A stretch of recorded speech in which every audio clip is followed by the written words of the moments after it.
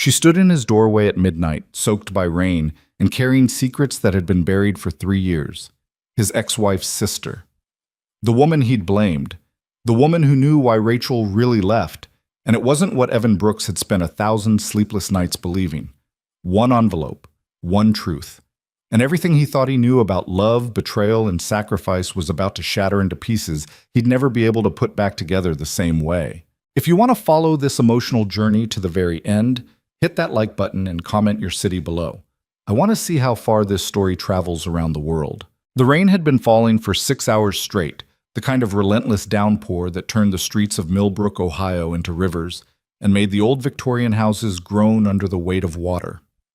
Evan Brooks sat alone in his living room at 11:43 p.m., surrounded by the quiet chaos of single fatherhood, a pink plastic tea set abandoned on the coffee table, crayon drawings taped to every available surface, and a half-eaten bowl of macaroni and cheese that his 5-year-old daughter Mia had declared too orange before refusing to finish. He wasn't sleeping much these days. Hadn't slept much in 3 years, if he was being honest with himself. The night had become his enemy. Those dark hours when the house fell silent and his mind refused to stop replaying the same questions over and over again. Why did she leave? What did I do wrong? How do I explain this to Mia when she's old enough to understand? The television flickered with some late-night talk show he wasn't really watching, the host's laughter feeling distant and hollow in the empty room. Evan's phone sat face down on the armrest, a habit he'd developed after spending too many nights staring at old photos, scrolling through text messages from a wife who had simply walked out one Tuesday afternoon and never come back. Rachel Brooks. The woman who had promised him forever in a church filled with white lilies. The woman who had held their newborn daughter against her chest and whispered, "We made something perfect." The woman who had left a 3-sentence note on the kitchen counter, "I can't do this anymore. Don't look for me. Tell Mia I'm sorry," and vanished from their lives like smoke dissolving into air. 3 years. 1,095 days of silence. Evan had stopped counting somewhere around day 400 when the anger finally burned itself out and left behind something worse. Emptiness, acceptance, the slow, painful realization that he would never understand why the woman he loved had chosen to become a stranger. The knock came at 11:47 p.m. At first he thought he'd imagined it, just the wind rattling the old wooden door or maybe a branch from the oak tree scraping against the porch. But then it came again, 3 deliberate knocks that cut through the sound of rain and made his heart stumble in his chest.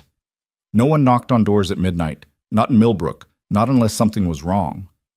Evan stood slowly, his bare feet cold against the hardwood floor as he crossed to the entrance hall. Through the frosted glass panels beside the door, he could see a silhouette, small, feminine, standing perfectly still despite the rain that had to be soaking through whatever she was wearing. He opened the door, and for a moment, he couldn't breathe. She looked like a ghost. Water ran down her face in streams, plastering dark hair against her cheeks and neck. Her coat, some thin thing that offered no protection against the October storm, hung heavy and dripping from her shoulders. She was shaking, whether from cold or something else, Evan couldn't tell. In one hand, she clutched a small rolling suitcase. In the other, a manila envelope that she held against her chest like it contained something precious, something dangerous. But it was her face that made the world tilt sideways. She had Rachel's eyes, that same deep brown that had made him fall in love 8 years ago in a coffee shop 2 towns over. The same curve to her jaw, the same way her lips pressed together when she was trying not to cry.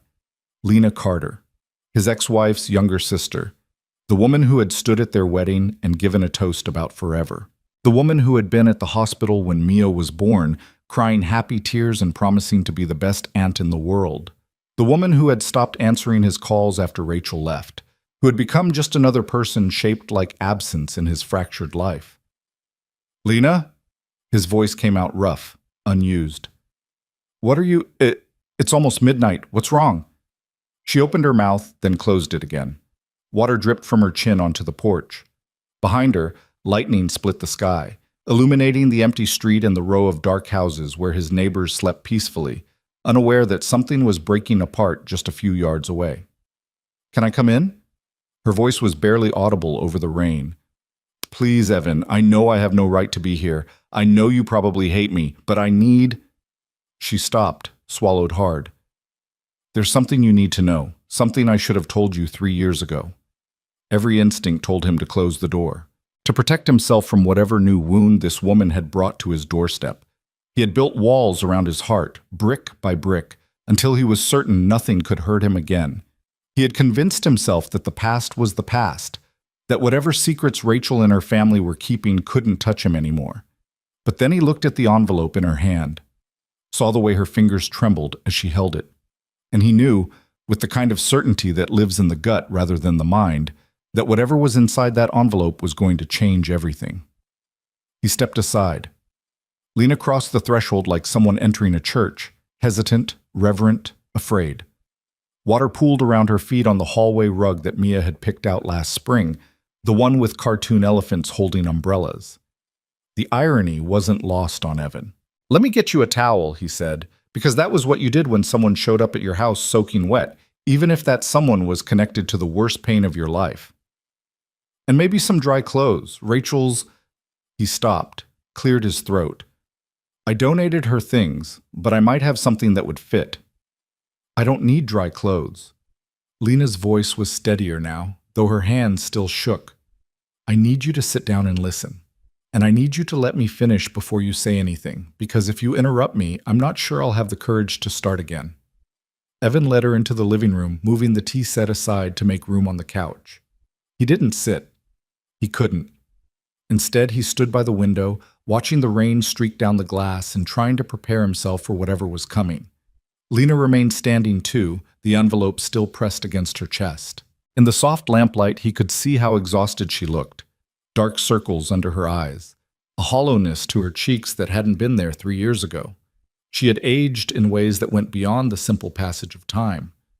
"I'm going to tell you why Rachel left," she said, "and it's not what you think." Evan's jaw tightened. "I stopped trying to guess why Rachel left after she made it clear she wasn't coming back. Stopped torturing myself with possibilities. She didn't want this life. Didn't want me. That's the only explanation that makes sense." "You're wrong." The words came out fierce, almost angry. "You're so wrong, Evan, and I let you be wrong for 3 years because I was scared. Because Rachel begged me to keep her secret. Because I thought..." Her voice cracked. "I thought I was protecting everyone, but I was just being a coward." She held out the envelope. Her hand trembled so badly that Evan thought she might drop it. "Open it." He didn't move. "Just tell me. I need you to see it. To have proof, because you're not going to believe me otherwise." Slowly, like approaching something that might explode, Evan crossed the room and took the envelope from her hand. It was heavier than he expected, thick with papers. The flap was unsealed, just barely held closed by the metal clasp. He opened it. The first thing he pulled out was a letter. Handwritten. Rachel's handwriting. He would have recognized it anywhere, those loops and curves that used to fill grocery lists and love notes and birthday cards for Mia. The paper was worn at the edges, like someone had held it many times, unfolding and refolding until the creases threatened to tear. "My dearest Evan," it began. "By the time you read this, if you ever read this, I'll either be gone or I'll have been wrong about everything. I'm hoping I'm wrong. But the doctors say the odds aren't in my favor, and I've never been much of a gambler." Evan looked up at Lena. His hand had started shaking too. "What is this?" "Keep reading." He didn't want to. Something in his chest was already crumbling, some wall he'd built that was suddenly showing cracks. But his eyes dropped back to the page, pulled by some force stronger than his fear. "I know you hate me. I know you'll hate me even more when you find out I've been lying. But I need you to understand why I made the choice I made, even if you never forgive me for it. I need you to know that I didn't leave because I stopped loving you. I left because I loved you too much to make you watch me die." The word hung in the air like a physical thing, die. Evan read it 3 times, certain he was misunderstanding, certain there had to be some other meaning. "Rachel was sick." Lena's voice came from somewhere far away. "She found out about 2 weeks before she left. Stage 3 ovarian cancer. The doctors gave her 18 months, maybe less. They wanted to start aggressive treatment immediately, but the survival rates were..." She stopped. pressed her fingers against her eyes. They weren't good, Evan. And Rachel, she made a decision. The worst decision. The one she thought was the only decision. No. Evan heard himself say the word, but it didn't sound like his voice. No, she would have told me. We would have fought it together. You would have quit your job, spent every penny you had on treatments that probably wouldn't work. Watched your wife suffer through chemotherapy that would have destroyed her while Mia was too young to understand why mommy was always sick and always crying. Lena's words came faster now, tumbling out like she'd been holding them back for too long. Rachel knew exactly what would happen. She knew you would put your entire life on hold. She knew you would sacrifice everything, your career, your savings, your mental health, to keep her alive for a few extra months of agony, and she couldn't let you do that. That wasn't her choice to make. Evan's voice rose, 3 years of suppressed rage suddenly finding an outlet. That was my choice. My life. My wife. She didn't get to decide what I was willing to sacrifice. She knew you would sacrifice everything. That's why she didn't give you the chance. Evan threw the letter onto the coffee table. It landed next to the abandoned macaroni and cheese, next to the crayon drawings and the plastic teacups. Such ordinary things, surrounded by such extraordinary devastation. She wrote that letter the night before she left, Lena continued quietly. She gave it to me. Made me promise not to give it to you unless... Her voice caught. Unless she died. She said if she survived, she would come back and tell you everything herself. And if she didn't survive, she wanted you to have moved on by the time you found out. She wanted Mia to be old enough to understand. She wanted to control everything. The bitterness in his voice surprised even him. Even from beyond the grave. Even when she was supposed to be dying, she was still managing everyone else's feelings instead of letting us make our own choices. Yes, Lena didn't argue, didn't defend her sister. She was wrong. I've spent 3 years knowing she was wrong. But I was wrong too, Evan. I should have told you the moment she left.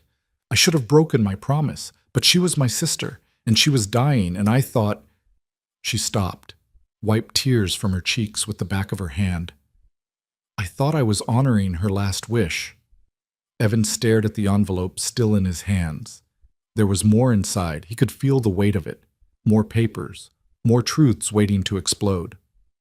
What else is in here? Medical records from the first diagnosis. From the treatment center she went to after she left.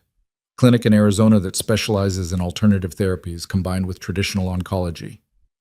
Rachel didn't want to die doing nothing. She just didn't want to die in front of you and Mia. Arizona. Evan laughed, but there was no humor in it. I thought she was in California. I hired a private investigator, spent money I didn't have trying to find her. He said there was a trace in Los Angeles, a credit card charge at a hotel near the beach.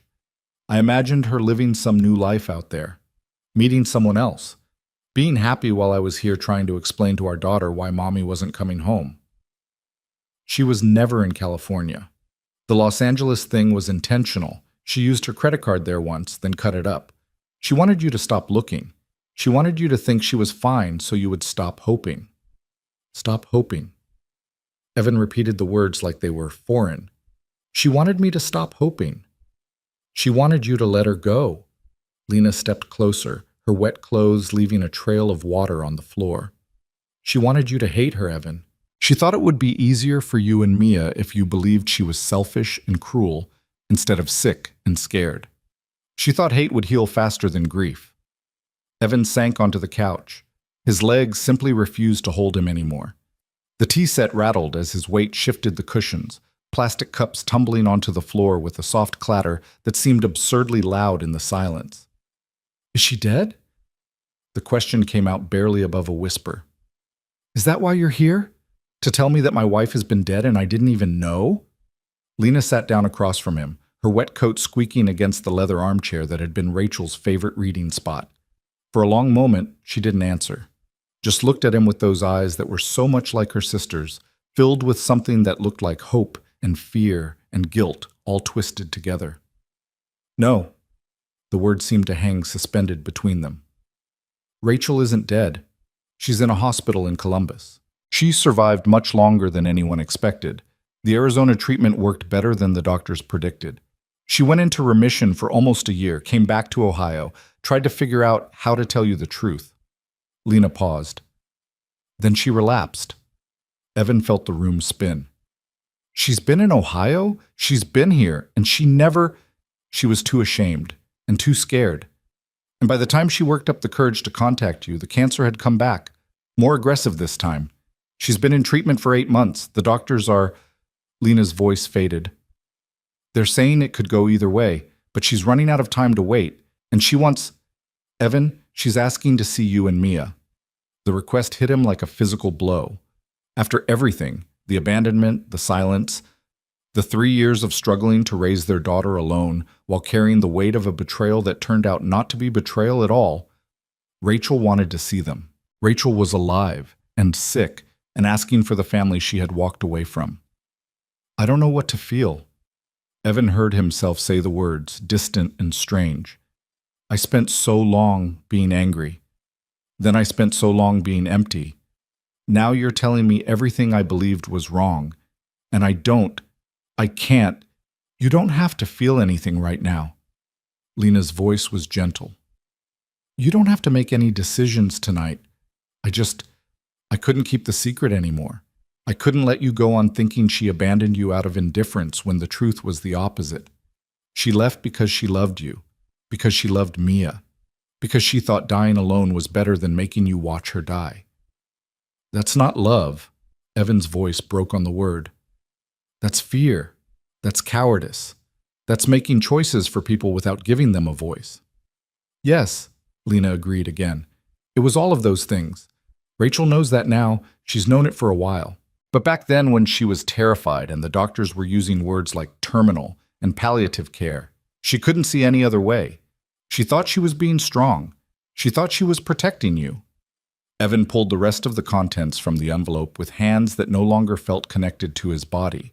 Medical records, dense with terminology he didn't understand, charts and numbers and treatment protocols that told a story of suffering he had never witnessed, lab results, scan images, a medication list that went on for 2 pages, and at the bottom, a photograph. Rachel. But not the Rachel he remembered. This woman was thin, gaunt, her beautiful hair replaced by a short stubble that was just starting to grow back. She sat in a hospital bed wearing a pale blue gown, and despite everything, despite the obvious illness, despite the dark circles under her eyes and the hollowness of her cheeks, she was smiling. And she was holding a handmade card that said, "Get well, Mommy," in crayon letters that Evan recognized immediately. Mia made this. His voice shattered completely. At school last year, it was supposed to be for me when I had the flu. How did Rachel? I took it. Lena's confession came out in a rush. I visited Mia at school during their art time. Told the teacher I was picking something up for you. Rachel wanted something, anything that Mia had touched. Something that proved her daughter was real, was growing up, was okay. She paused. I've been doing things like that for 3 years, Evan. Watching from a distance. Making sure you and Mia were all right. Sending things to Rachel so she could feel connected. You've been spying on us. I've been watching over you. Lena's voice held a note of desperation. Because my sister asked me to, because she was too sick and too scared to do it herself, because She stopped. Something shifted in her expression, a vulnerability appearing that Evan had never seen before. Because I care about you, Evan. Not just as Rachel's husband, not just as Mia's father. I care about you. The confession hung in the air between them, adding another layer of complexity to an already impossible situation. Evan stared at Lena, seeing her as if for the first time. This woman who had been hovering at the edges of his life for years, first as his wife's little sister, then as one of many people who disappeared when his marriage fell apart, and now as something else entirely. Something he wasn't ready to name or examine. We're not talking about that right now. His voice came out harder than he intended. Right now, I need to process the fact that my wife is dying in a hospital 40 minutes from here, and I had no idea. I need to figure out what to tell my daughter, who has spent 3 years believing her mother didn't want her. He stopped, pressed his hands against his eyes. I need to not be having this conversation at midnight with my head feeling like it's about to explode. I know. Lena stood, pulling her wet coat tighter around herself. I'm sorry for showing up like this. I tried to call, but my phone was face down.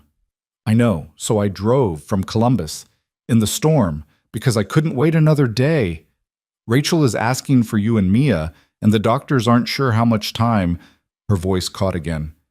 I thought you deserved to know. Even if you choose not to see her, even if you never forgive her, or me, you deserve the truth. Evan stood. The room felt different now, like the walls had shifted slightly, like the furniture had rearranged itself while he wasn't looking. Everything was the same, but nothing was the same. The pink tea set, the crayon drawings, the cold macaroni and cheese, all of it now existed in a world where Rachel was dying in a hospital bed instead of living some imaginary life in California. I need you to leave. The words came out exhausted rather than angry. Not because I'm kicking you out, but because I need to think. And I can't think with you standing here looking at me like... He didn't finish the sentence. Didn't know how to describe the way Lena was looking at him. Okay. She moved toward the door, her wet shoes squeaking on the hardwood. I'm staying at the Millbrook Inn, room 7. If you want to talk, if you decide, anything, I'll be there. She paused at the entrance to the hallway, turning back one last time. In the dim light from the table lamp, she looked younger somehow, fragile, like someone who had been carrying a weight too heavy for her shoulders. I'm sorry, Evan, for everything, for keeping the secret, for not being braver, for... She shook her head. I'm just sorry. And then she was gone, the front door closing softly behind her, leaving Evan alone in a house full of his daughter's things and his wife's ghost, and a truth that was going to take far longer than one sleepless night to understand. He stood in the silence for what felt like hours, though the clock on the wall insisted only minutes had passed. The rain continued its relentless assault on the windows. The talk show host continued laughing at jokes Evan couldn't hear, and somewhere upstairs, Mia slept peacefully in her princess bed, dreaming whatever dreams 5-year-olds dream, unaware that her whole world was about to change. Evan picked up the letter again. Read it from the beginning, this time letting the words sink in rather than bouncing off his defenses. Rachel's voice came through clearly, the way she apologized too much, the way she explained things in circular patterns, the way she said, I love you, like it was both a declaration and an apology. I know I'm being selfish in my own way, she had written. I'm denying you the chance to be the hero, to fight alongside me, to prove how much you love me by watching me suffer. But Evan, I've seen what cancer does to families. I watched my mother waste away while my father destroyed himself trying to save her.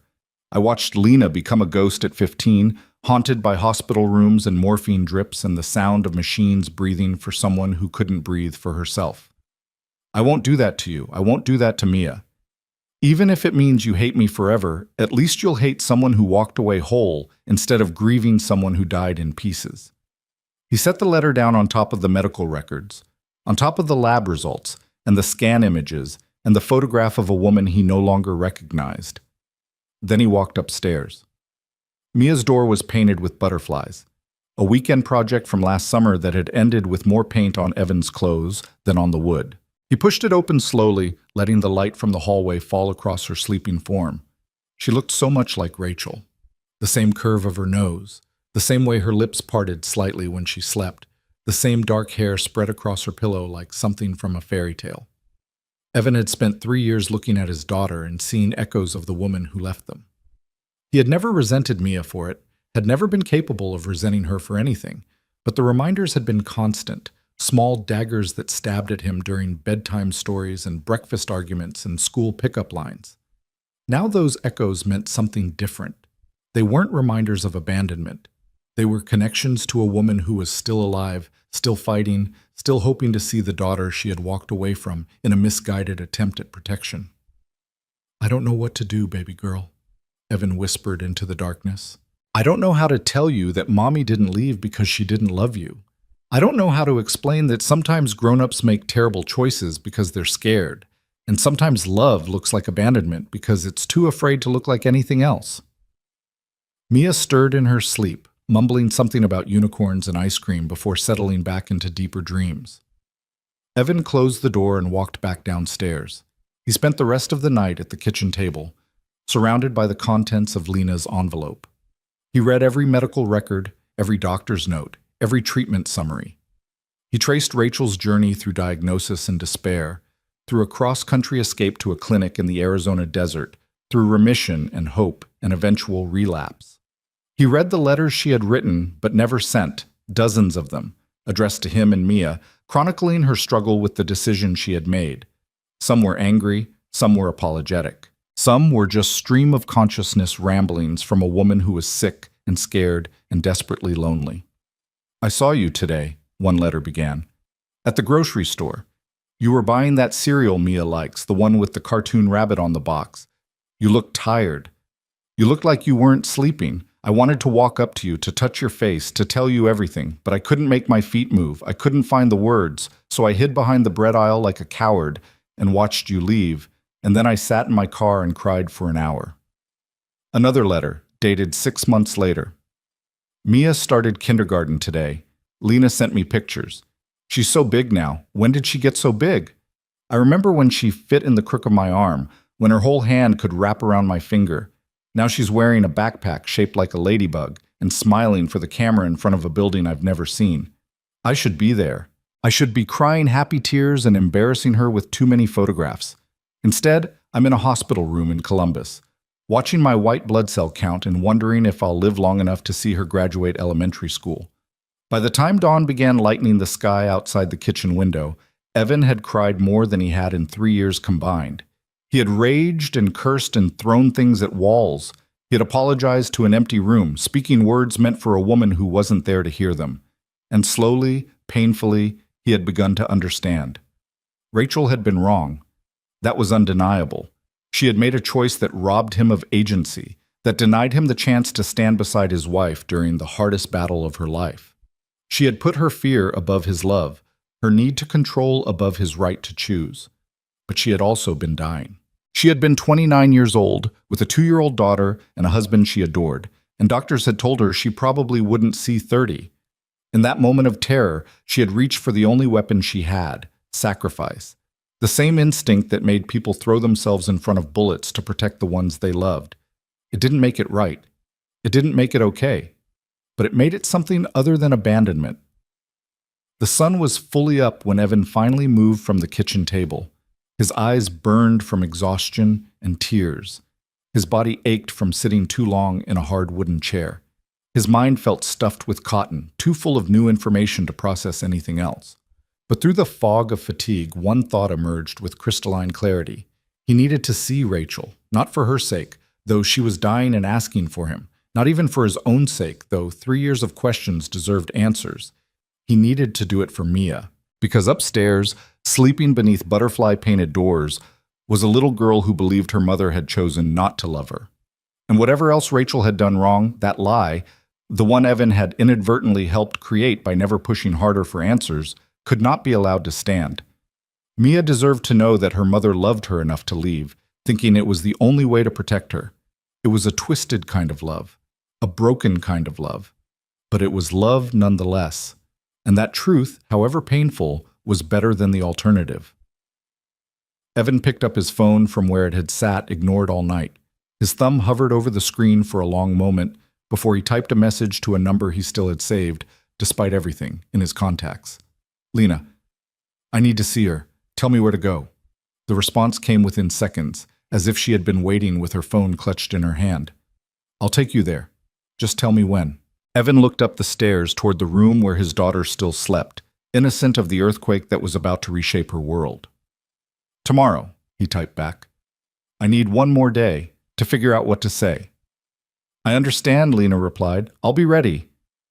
Evan set down his phone and began the slow walk upstairs to check on Mia before attempting a few hours of sleep. Tomorrow, everything would change. But today, he would watch his daughter eat her 2-orange macaroni and play with her plastic tea set and draw pictures of unicorns with broken crayons. Today, he would hold on to the fragile normalcy they had built together, the two of them against the world. Because tomorrow, the world was going to look completely different, and Evan wasn't sure any of them were ready for what that would mean. The morning came too soon, gray light filtering through curtains that Evan had forgotten to close, pulling him from a sleep so shallow it barely qualified as rest. He had managed maybe 3 hours, his body finally surrendering to exhaustion somewhere around 5 a.m., but his mind had never truly stopped churning. Even in dreams, Rachel's face haunted him, not the gaunt, hollow version from the photograph, but the woman he remembered. The woman who had laughed at his terrible jokes and stolen the covers every night and cried happy tears when the pregnancy test showed 2 pink lines. He lay in bed for a long moment, staring at the ceiling and wondering if the previous night had been real. Maybe he had imagined the whole thing. Maybe the rain and the knock and Lena standing on his porch with an envelope full of secrets had been nothing more than an elaborate nightmare conjured by his exhausted brain. But then he turned his head and saw the manila envelope sitting on his nightstand, its contents spread across the surface like evidence at a crime scene, and he knew. It had happened, all of it. Rachel was alive, Rachel was dying, Rachel wanted to see them. The sound of small feet padding down the hallway pulled Evan from his paralysis. A moment later, his bedroom door creaked open and Mia appeared in the gap, her dark hair tangled from sleep and her favorite stuffed elephant clutched against her chest. "Daddy? Are you awake?" Evan forced himself to sit up, arranging his face into something that hopefully resembled normalcy. "Hey, baby girl. Good morning." Mia climbed onto the bed with the uncoordinated grace of a 5-year-old, her elephant flopping beside her. "I had a dream about butterflies. They were purple, and they could talk. One of them said my name." "That sounds like a pretty amazing dream." Evan pulled her close, breathing in the familiar scent of her strawberry shampoo. She felt so small in his arms, so fragile. How was he supposed to tell her that everything she believed about her mother was wrong? How did you explain to a child that sometimes love looked like leaving?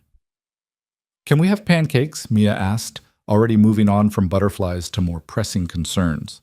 "The ones with the chocolate chips that make faces?" "I think we can manage that." Evan kissed the top of her head, holding on for just a moment longer than usual. "Why don't you go pick out what you want to wear, and I'll start mixing the batter."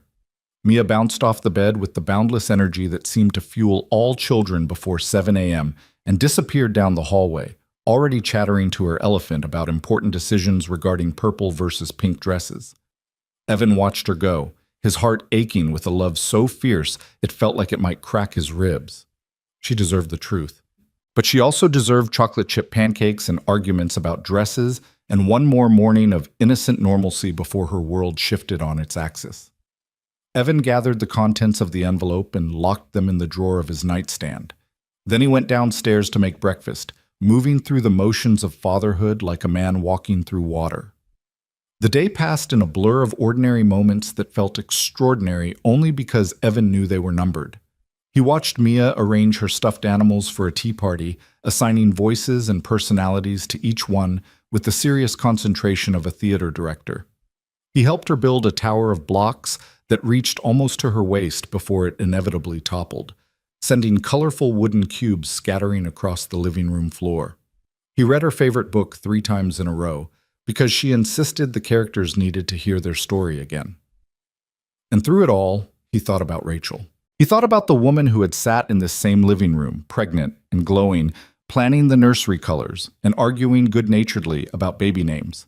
He thought about the nights they had spent walking the floor with a colicky newborn, so exhausted they could barely see straight, but somehow still finding moments to laugh at the absurdity of it all. He thought about the Tuesday afternoon when he had come home from work to find her gone, nothing left but a note and the fading scent of her perfume. He had rebuilt his life around that absence, had learned to be both mother and father to a child who asked about mommy less and less as the months turned into years, had convinced himself that Rachel's departure said nothing about Mia and everything about Rachel's own inability to handle the responsibilities of family. Now he had to tear all of that down and build something new from the rubble. Around 4 o'clock, his phone buzzed with a message from Lena. "I'm at the inn if you need anything. No pressure. Just wanted you to know I'm here." Evan stared at the message for a long moment before typing back. "Come over for dinner. We should talk before tomorrow." The reply came immediately. "Are you sure? I don't want to intrude." "I'm sure." 6:30. Mia goes to bed at 8 and I need to figure out what to tell her. He set down the phone and went to find Mia, who had abandoned the tea party in favor of coloring at the kitchen table. She looked up when he entered, holding out a drawing of what appeared to be a family of purple cats riding a rainbow. "This one's for you, Daddy." Evan took the drawing, studying it with the seriousness it deserved. It's beautiful. Are these our cats? We don't have cats, Mia pointed out with the unassailable logic of childhood. But maybe we could get one? A purple one? I don't think purple cats exist, sweetheart. They could. You don't know everything. But she went back to her coloring, adding more purple to an already heavily purple scene. Daddy, are you sad today? The question caught him off guard. He had been trying so hard to act normal, to keep the turmoil hidden beneath the surface. But apparently 5-year-olds were more perceptive than he gave them credit for. I'm a little tired, he said carefully. I didn't sleep very well last night. Because of the thunder? I heard thunder. It was loud. Yeah, because of the thunder. Mia nodded, accepting this explanation without question. Thunder is scary sometimes, but you told me it's just clouds bumping into each other, remember? And clouds can't hurt us. That's right, baby girl. Clouds can't hurt us. She smiled and went back to her drawing, and Evan retreated to the kitchen to start dinner, grateful for the simple tasks of chopping vegetables and boiling pasta. His hands needed something to do, something to keep them from shaking. Lena arrived at exactly 6:30, looking considerably more put together than she had the night before. She had changed into dry clothes, dark jeans and a soft gray sweater, and her hair had been brushed into something resembling order. But the exhaustion still lingered around her eyes, the weight of secrets carried too long. Thank you for inviting me, she said as Evan opened the door. I know it's complicated. Complicated doesn't begin to cover it. Evan stepped aside to let her in. Mia's in the living room. She doesn't know you really. I mean, she's seen pictures, but she was barely 2 when I disappeared along with Rachel. Lena nodded, understanding without judgment. I'll follow your lead. Whatever you want to tell her, whenever you want to tell her. They found Mia sprawled on the floor, surrounded by crayons and construction paper, working on yet another masterpiece. She looked up when they entered, curiosity flickering across her face at the sight of a stranger in her living room. Mia, this is Lena, Evan said, keeping his voice light. She's an old friend. She's going to have dinner with us tonight. Hi. Mia gave Lena the assessing look that children reserve for new adults, determining whether this person was worthy of attention or dismissal. Do you like purple? Lena smiled, and something in her expression softened. I love purple. It's actually my favorite color. Mine too. Mia's face lit up with the instant camaraderie of shared preferences. Daddy doesn't like purple. He says it's too much. I said your bedroom has a lot of purple, Evan corrected, which is different from not liking it. It's the same, Mia informed him with absolute certainty. She turned back to Lena, holding up her latest drawing. I made this. It's cats on a rainbow. The purple ones are the best. They're beautiful. Lena crouched down to Mia's level, studying the drawing with genuine interest. You're a really good artist. Mia beamed, and just like that, Lena had passed whatever test existed in a 5-year-old's mind. Within minutes, they were both on the floor, Mia directing Lena on the proper technique for coloring a rainbow, while Evan watched from the doorway, his heart caught somewhere between grief and gratitude. Lena looked so natural with Mia.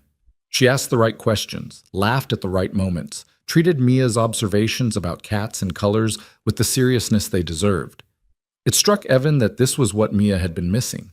A feminine presence, someone who understood the importance of purple and tea parties in a way that he, despite his best efforts, never quite managed. Dinner was easier than Evan expected. Mia dominated the conversation with stories about kindergarten and her best friend Sophie and the boy named Marcus who ate paste during craft time. Lena listened and responded and asked follow-up questions, and slowly the tension in the room began to dissipate. After dinner, Mia insisted on showing Lena her bedroom, dragging her by the hand up the stairs to admire the butterfly door and the princess bed and the extensive collection of stuffed animals that covered every available surface. Evan could hear their voices through the ceiling, Mia's high and excited, Lena's warm and encouraging, and he stood alone in the kitchen, washing dishes and wondering how this night had become something so strange and yet so ordinary. Bedtime came at 8 o'clock, as scheduled. Evan read the required 3 books while Lena waited downstairs, then tucked Mia in with her elephant and turned on the nightlight shaped like a crescent moon. "Daddy?" Mia's voice was sleepy, her eyes already half closed. "Is Lena going to come back?" "Maybe. Would you like that?" Mia nodded against her pillow. "She's nice. She knows about purple." "She does." Evan leaned down to kiss her forehead. "Sweet dreams, baby girl." "Sweet dreams, Daddy." He closed the door softly and stood in the hallway for a moment, listening to the silence of a house settling into nighttime. Then he went downstairs to face the conversation he had been dreading all day. Lena was sitting on the couch, the same couch where she had stood dripping rainwater just 24 hours ago. She had found the photograph of Rachel in the envelope, the one from the hospital with the handmade card, and she was holding it gently, like something precious and fragile. "She looks so different," Evan said, settling into the armchair across from her. "In that picture, I barely recognized her." The first round of chemo was brutal. Lena set the photograph down carefully. "She lost all her hair within 2 weeks, lost 30 pounds. There were days she couldn't keep down water, let alone food. But she never complained, not once. She just kept saying it was worth it if it meant more time." More time for what? She had already left us. She was alone in Arizona dying by herself. What was she trying to have more time for? "For you." Lena's voice was soft. "For Mia. She never stopped hoping she would get better, never stopped believing she might survive and come home.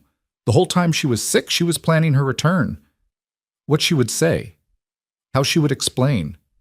She wrote scripts, Evan, literal scripts of conversations she wanted to have with you, practiced in front of a mirror in her hospital room. But she never used them. No, because by the time she went into remission, she was terrified. She had been gone for a year. She had missed Mia's 3rd birthday, her first day of preschool, all those moments she could never get back. She convinced herself that you had moved on, that you were better off without her, that showing up again would only cause more pain." Evan laughed bitterly. "Moved on. I spent that entire year hiring private investigators and calling hospitals and imagining the worst. I didn't move on, Lena. I got stuck." "I know. And she knew too eventually. That's part of why the guilt ate her alive. She realized that her sacrifice had caused exactly the kind of suffering she was trying to prevent, just a different kind of suffering." "Then why didn't she come back?" "When she realized she was wrong." Lena hesitated and something shifted in her expression. "Because of me. Partially. I told her she should wait. I told her you needed more time. I told her—" She stopped, pressing her hand against her eyes. "I told her a lot of things that I thought were true, but were really just excuses." "Excuses for what?" The silence stretched between them, thick with something unspoken. Lena lowered her hand and looked at him directly, her brown eyes, Rachel's eyes, filled with an emotion he couldn't quite name. "Evan, there's something else I need to tell you. Something I've been keeping even longer than Rachel's secret." His stomach tightened. "What?" "The reason I stayed away when Rachel left. The reason I couldn't face you. It wasn't just because I was protecting my sister's secret." She paused, seeming to gather courage from somewhere deep inside herself. "It was because I was in love with you. I had been in love with you since before you married her." The words hit him like a second earthquake, coming so close on the heels of the first that he didn't know how to process either one. He stared at Lena, trying to reconcile this confession with the woman he thought he knew, the quiet sister at family gatherings, the bridesmaid who had given that toast about forever, the aunt who had cooed over baby Mia with genuine delight. "You never said anything." "Of course I didn't. You were my sister's husband. You were off limits in every possible way. I buried it so deep I almost convinced myself it wasn't there. But when Rachel left, when she was gone, and you were alone and devastated, all those feelings came rushing back. And I hated myself for it. I hated that part of me was glad she was gone, because it meant maybe, someday." She shook her head. "I couldn't stand being around you without being able to touch you. So I disappeared too." "Lena, wait, let me finish, please." She took a shaky breath. "When Rachel told me she was sick, asked me to keep her secret, I agreed too easily. And I need you to know that my reasons weren't pure. Part of me wanted you to hate Rachel. Part of me wanted you to believe she had abandoned you, because then maybe you would eventually move on, and maybe you would see me differently. Her voice cracked. I'm telling you this because you deserve to know everything. All the ugly truths, not just the heroic ones about Rachel's sacrifice. I was selfish. I was terrible. I kept checking on you and Mia, telling myself it was for Rachel, but it was for me too. I wanted to be close to you, even if I could only watch from a distance. Evan didn't know what to say. His mind was still reeling from Rachel's secret. And now this, Lena's confession, her years of hidden longing, the complicated tangle of love and guilt and desire that had shaped her choices. Why are you telling me this now? He finally asked. Because Rachel is dying, for real this time. And if you go see her tomorrow, which I think you should, you're going to hear her side of everything. She's going to apologize and explain and ask for forgiveness. And she deserves that chance. But I wanted you to know that there were other forces at play too. People making choices for wrong reasons and right reasons and reasons they didn't even understand themselves. You make it sound like this whole thing was a conspiracy. Not a conspiracy, just broken people trying to protect themselves and each other and failing at all of it. Lena stood up, moving toward the door. I should go. I've said too much already and you need time to process. Tomorrow, whenever you're ready, I'll drive you to see Rachel, and then, whatever happens after that, at least everything will be out in the open. She was almost to the hallway when Evan's voice stopped her. Lena. She turned, her expression braced for rejection or anger or both. Thank you. The words surprised even him. For telling me the truth, all of it, even the parts that make you look bad. Something like relief flickered across her face. You're not angry? I'm everything right now. Angry, confused, sad, numb.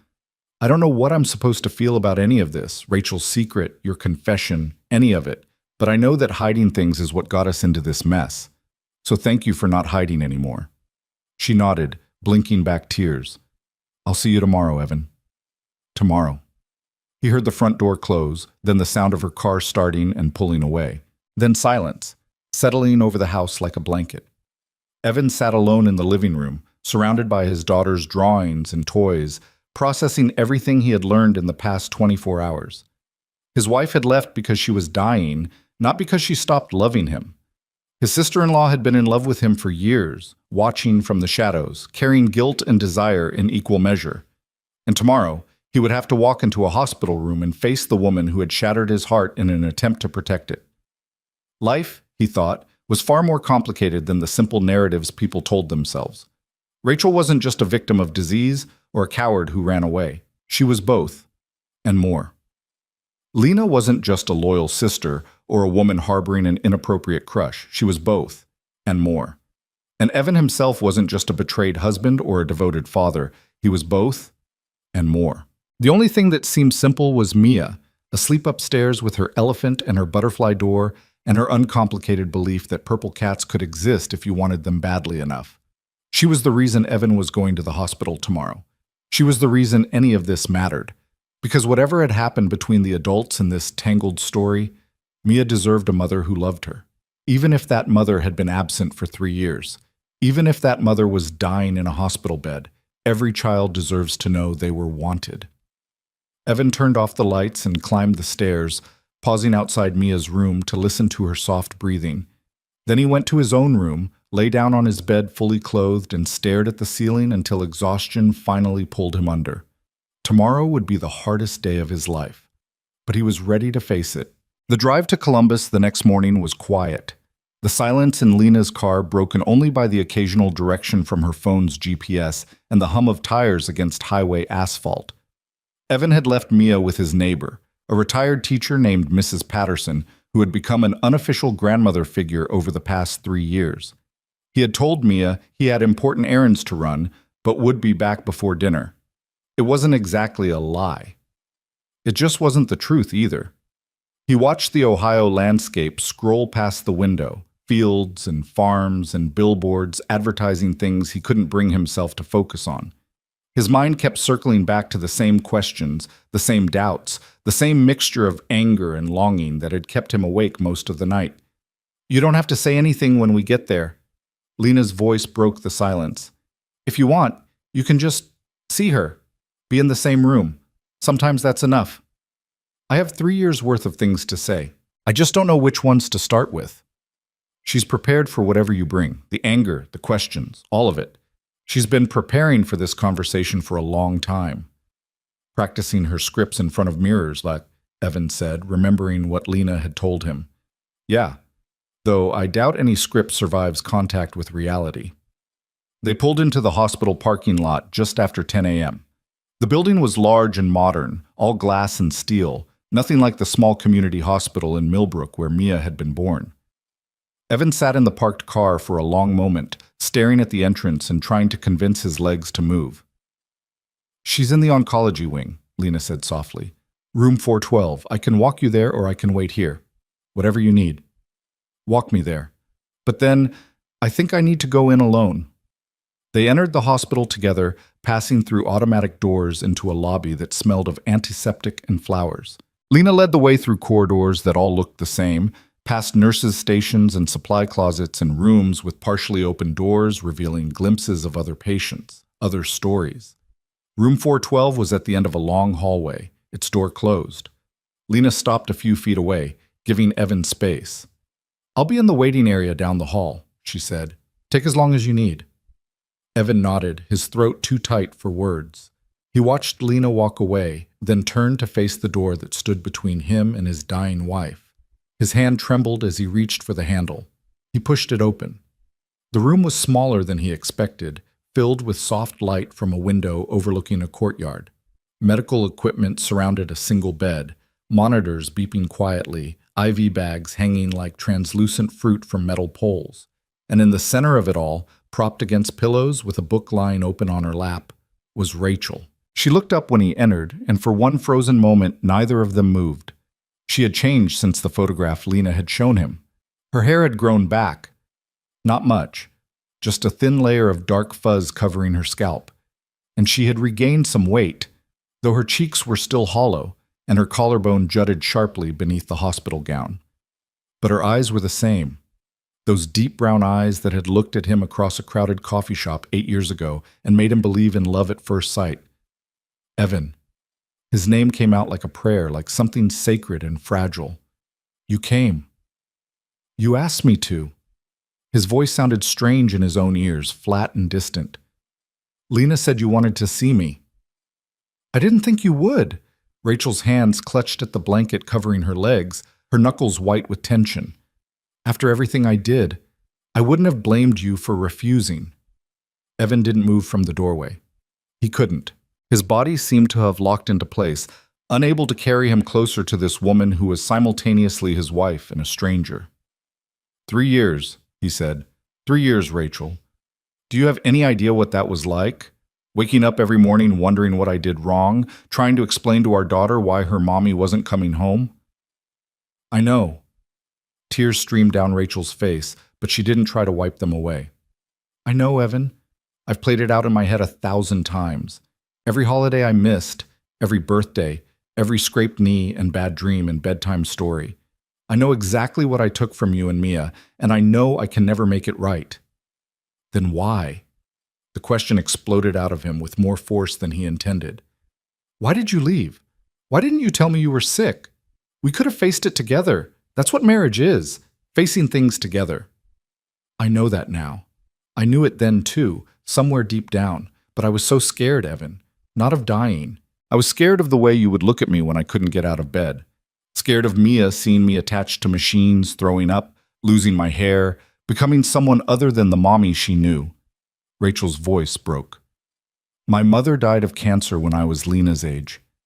I watched her disappear piece by piece while my father destroyed himself trying to save her. I watched my family shatter. I couldn't do that to you and Mia. I couldn't. So you did something worse instead.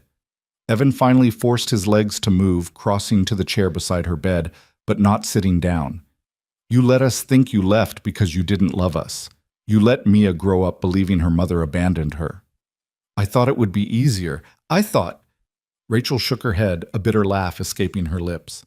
I thought a lot of stupid things. I thought I would die in Arizona and you would never have to know. I thought you would find someone new, someone healthy, and Mia would forget me by the time she started school. I thought clean cuts healed faster than slow deterioration. You thought wrong. I know. The silence stretched between them, filled with the beeping of monitors and the weight of 3 years' worth of pain. Evan looked at the woman in the hospital bed, this shell of the woman he had married, and tried to find some remnant of the righteous anger that had sustained him for so long. But it was slipping away, replaced by something more complicated, something that felt like grief for a loss that hadn't happened yet. "The letters," he said finally. "Lena showed me the letters you wrote." Rachel closed her eyes. "I should have sent them. I should have been braver.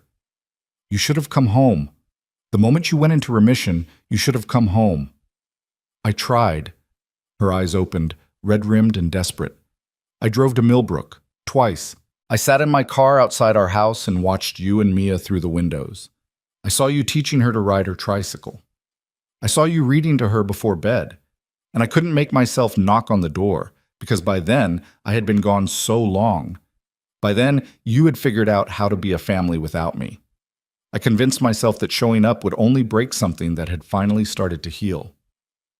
Nothing healed. Evan's voice cracked despite his best efforts to keep it steady. "I just got better at hiding the broken parts." Rachel reached out her hand, thin fingers, IV taped to her wrist, palm up in invitation. "I'm sorry, Evan. I know those words aren't enough. They'll never be enough. But I need you to hear them anyway. I'm sorry for leaving. I'm sorry for lying. I'm sorry for every choice I made that put my fear above your right to decide for yourself. I'm sorry for all of it." Evan stared at her outstretched hand. Every part of him wanted to take it, to hold on to this woman he had loved and lost and apparently never stopped loving despite everything. But there was also a part of him that wanted to walk out the door and never look back, to protect himself from more pain.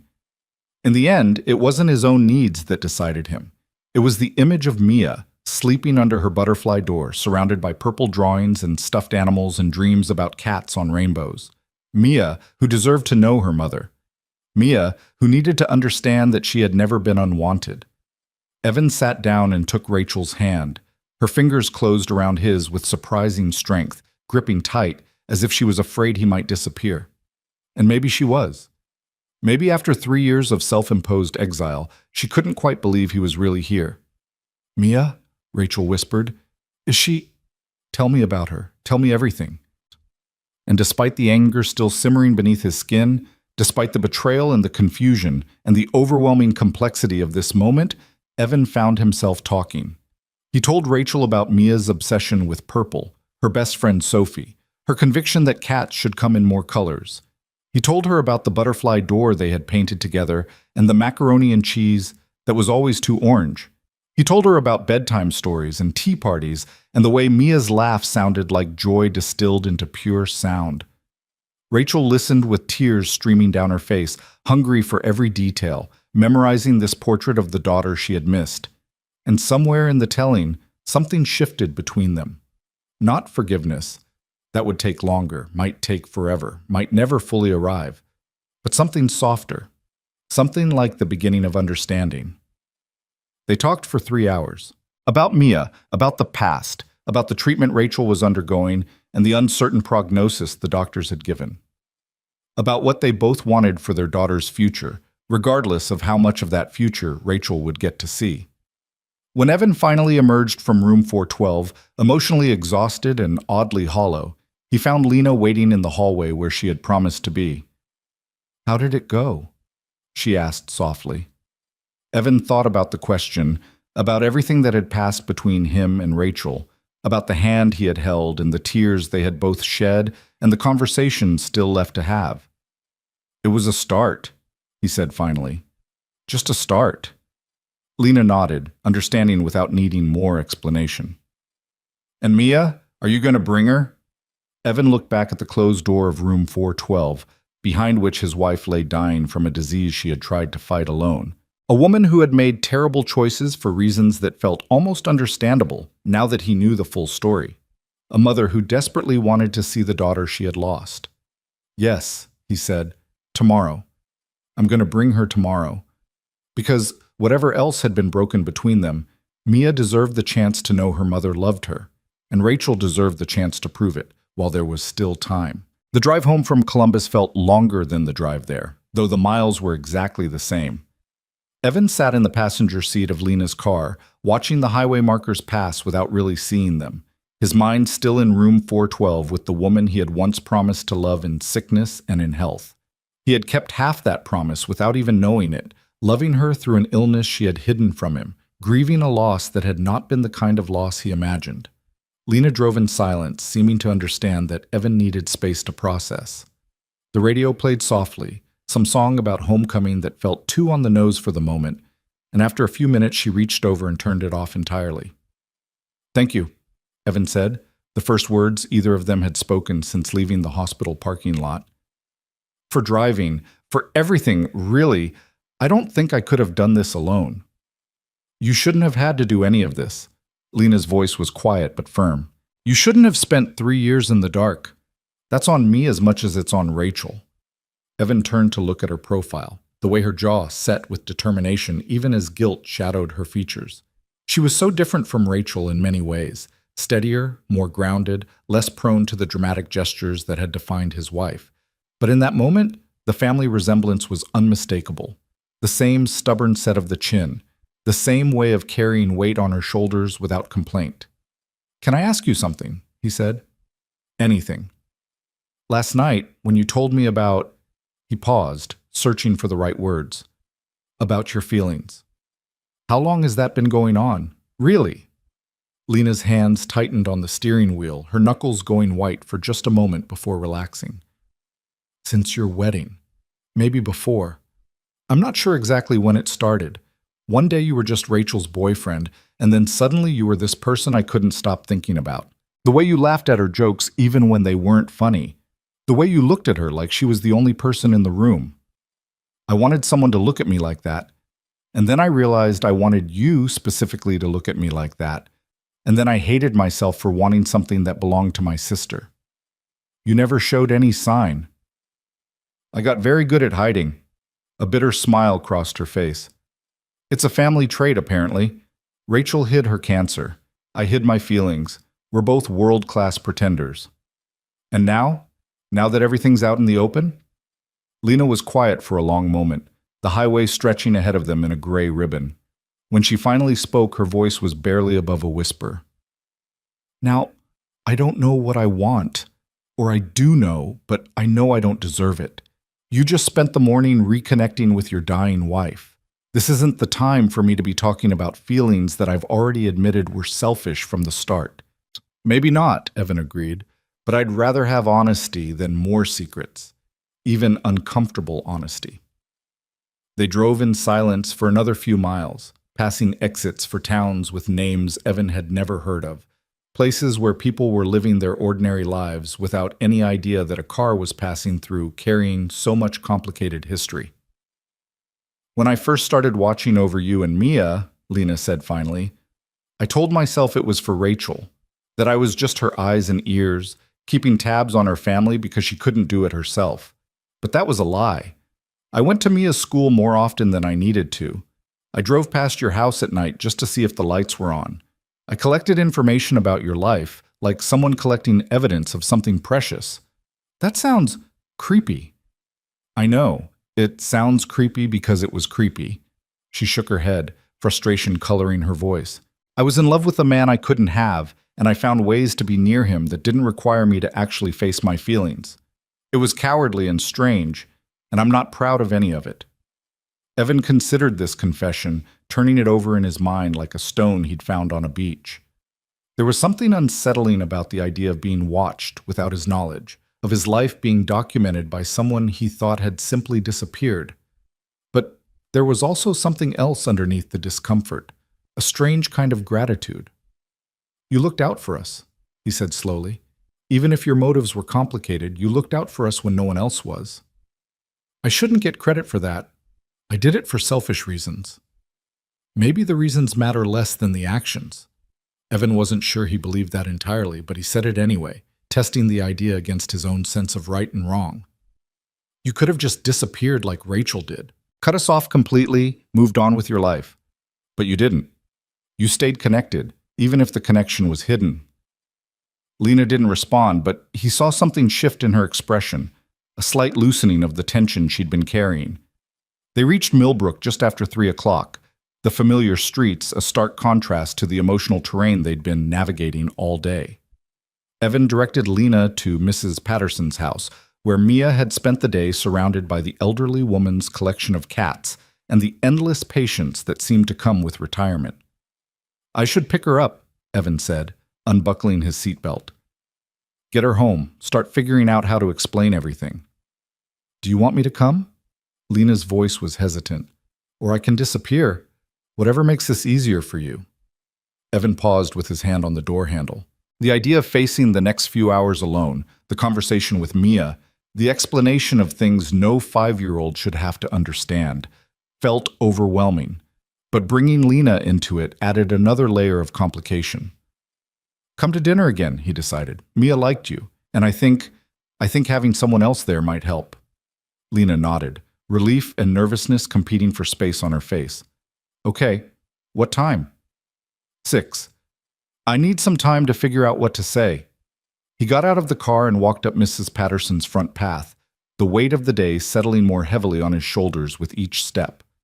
Through the window, he could see Mia on the floor, playing with an orange tabby cat that seemed remarkably tolerant of being dressed in doll clothes. Mrs. Patterson opened the door before he could knock. Her kind face creased with the concerned expression she'd worn every time she looked at Evan for the past 3 years. She knew about Rachel, everyone in Millbrook knew about Rachel, and she had been one of the few people who never pushed for details, simply offering help when it was needed and stepping back when it wasn't. "She's been an angel," Mrs. Patterson said softly. "Played with the cats all afternoon. I think Mr. Whiskers has found his new favorite person." "Thank you for watching her." Evan's voice came out rougher than he intended. There was something I needed to take care of." Mrs. Patterson studied his face with the perceptiveness of someone who had raised 3 children and buried a husband. "It's not my business, but you look like you've been through something. Whatever it was, I hope it works out the way it should." "I hope so too." Mia noticed him then, looking up from her cat dressing project with a grin that made everything else fall away for just a moment. "Daddy, Mr. Whiskers let me put a hat on him, a tiny hat." "I saw. Very fashionable." Evan crouched down to her level, opening his arms for the hug he knew was coming. She threw herself into his embrace, smelling of cat fur and the lavender soap Mrs. Patterson kept in her bathroom. "Can we come back tomorrow? I want to show him my purple dress. He would look so good in purple." "We'll see, baby girl. Let's get you home for now." The walk back to their house was short, just 3 blocks through streets lined with old trees and older houses. Mia chattered about cats and purple and the cookies Mrs. Patterson had let her help bake, and Evan listened with half his attention while the other half worked through the impossible task ahead of him. How did you tell a 5-year-old that everything she believed about her mother was wrong?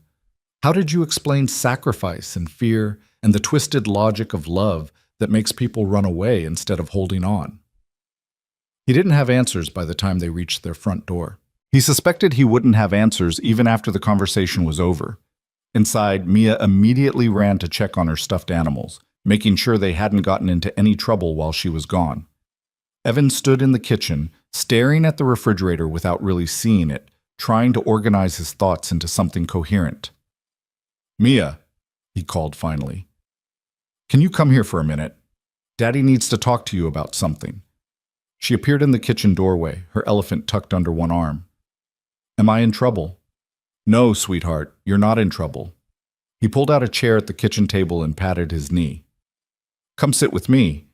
Mia climbed onto his lap with the easy trust of a child who had never had reason to doubt her father. She looked up at him with Rachel's eyes, waiting for whatever important thing he needed to say. "Do you remember," Evan began carefully, "when you used to ask me about Mommy? About why she went away?" Mia's expression flickered, a shadow passing across her young face. "You said she had to go, that it wasn't because of me." "That's right. It wasn't because of you. It was never, ever because of you." Evan took a breath, feeling like he was standing at the edge of a cliff. "But there's something else I need to tell you now. Something I just found out." "What?" "Mommy," his voice caught. He forced himself to continue. "Mommy has been sick, very sick. That's the real reason she went away. She was so sick that she thought leaving would be easier than staying and making us watch her be sick. Mia processed this with the silent intensity children sometimes show when faced with information too big for their understanding. Like when I had the flu? She has the flu? Something like that, but more serious. She's been at a special hospital getting help from doctors. Can doctors make her better? They're trying very hard. Evan pulled Mia closer, needing the comfort as much as she might need it. And here's the thing, baby girl. Mommy wants to see you. She's asked if you could visit her at the hospital. Mia went very still in his arms. When she spoke, her voice was smaller than he'd ever heard it. She wants to see me? Very much. She's missed you every single day. She never stopped loving you, Mia. She just made a choice that she thought would protect you, even though it was the wrong choice. Why was it wrong? Evan struggled for words that a 5-year-old could understand. You know how sometimes you try to help me with something and you make a mess instead? Like when you tried to make me breakfast and you spilled the milk everywhere? Mia nodded solemnly. The milk went on the floor and on Mr. Elephant. Right. You were trying to do something nice, but it didn't work out the way you planned. Mommy did something like that. She was trying to protect us, but she made a mess instead.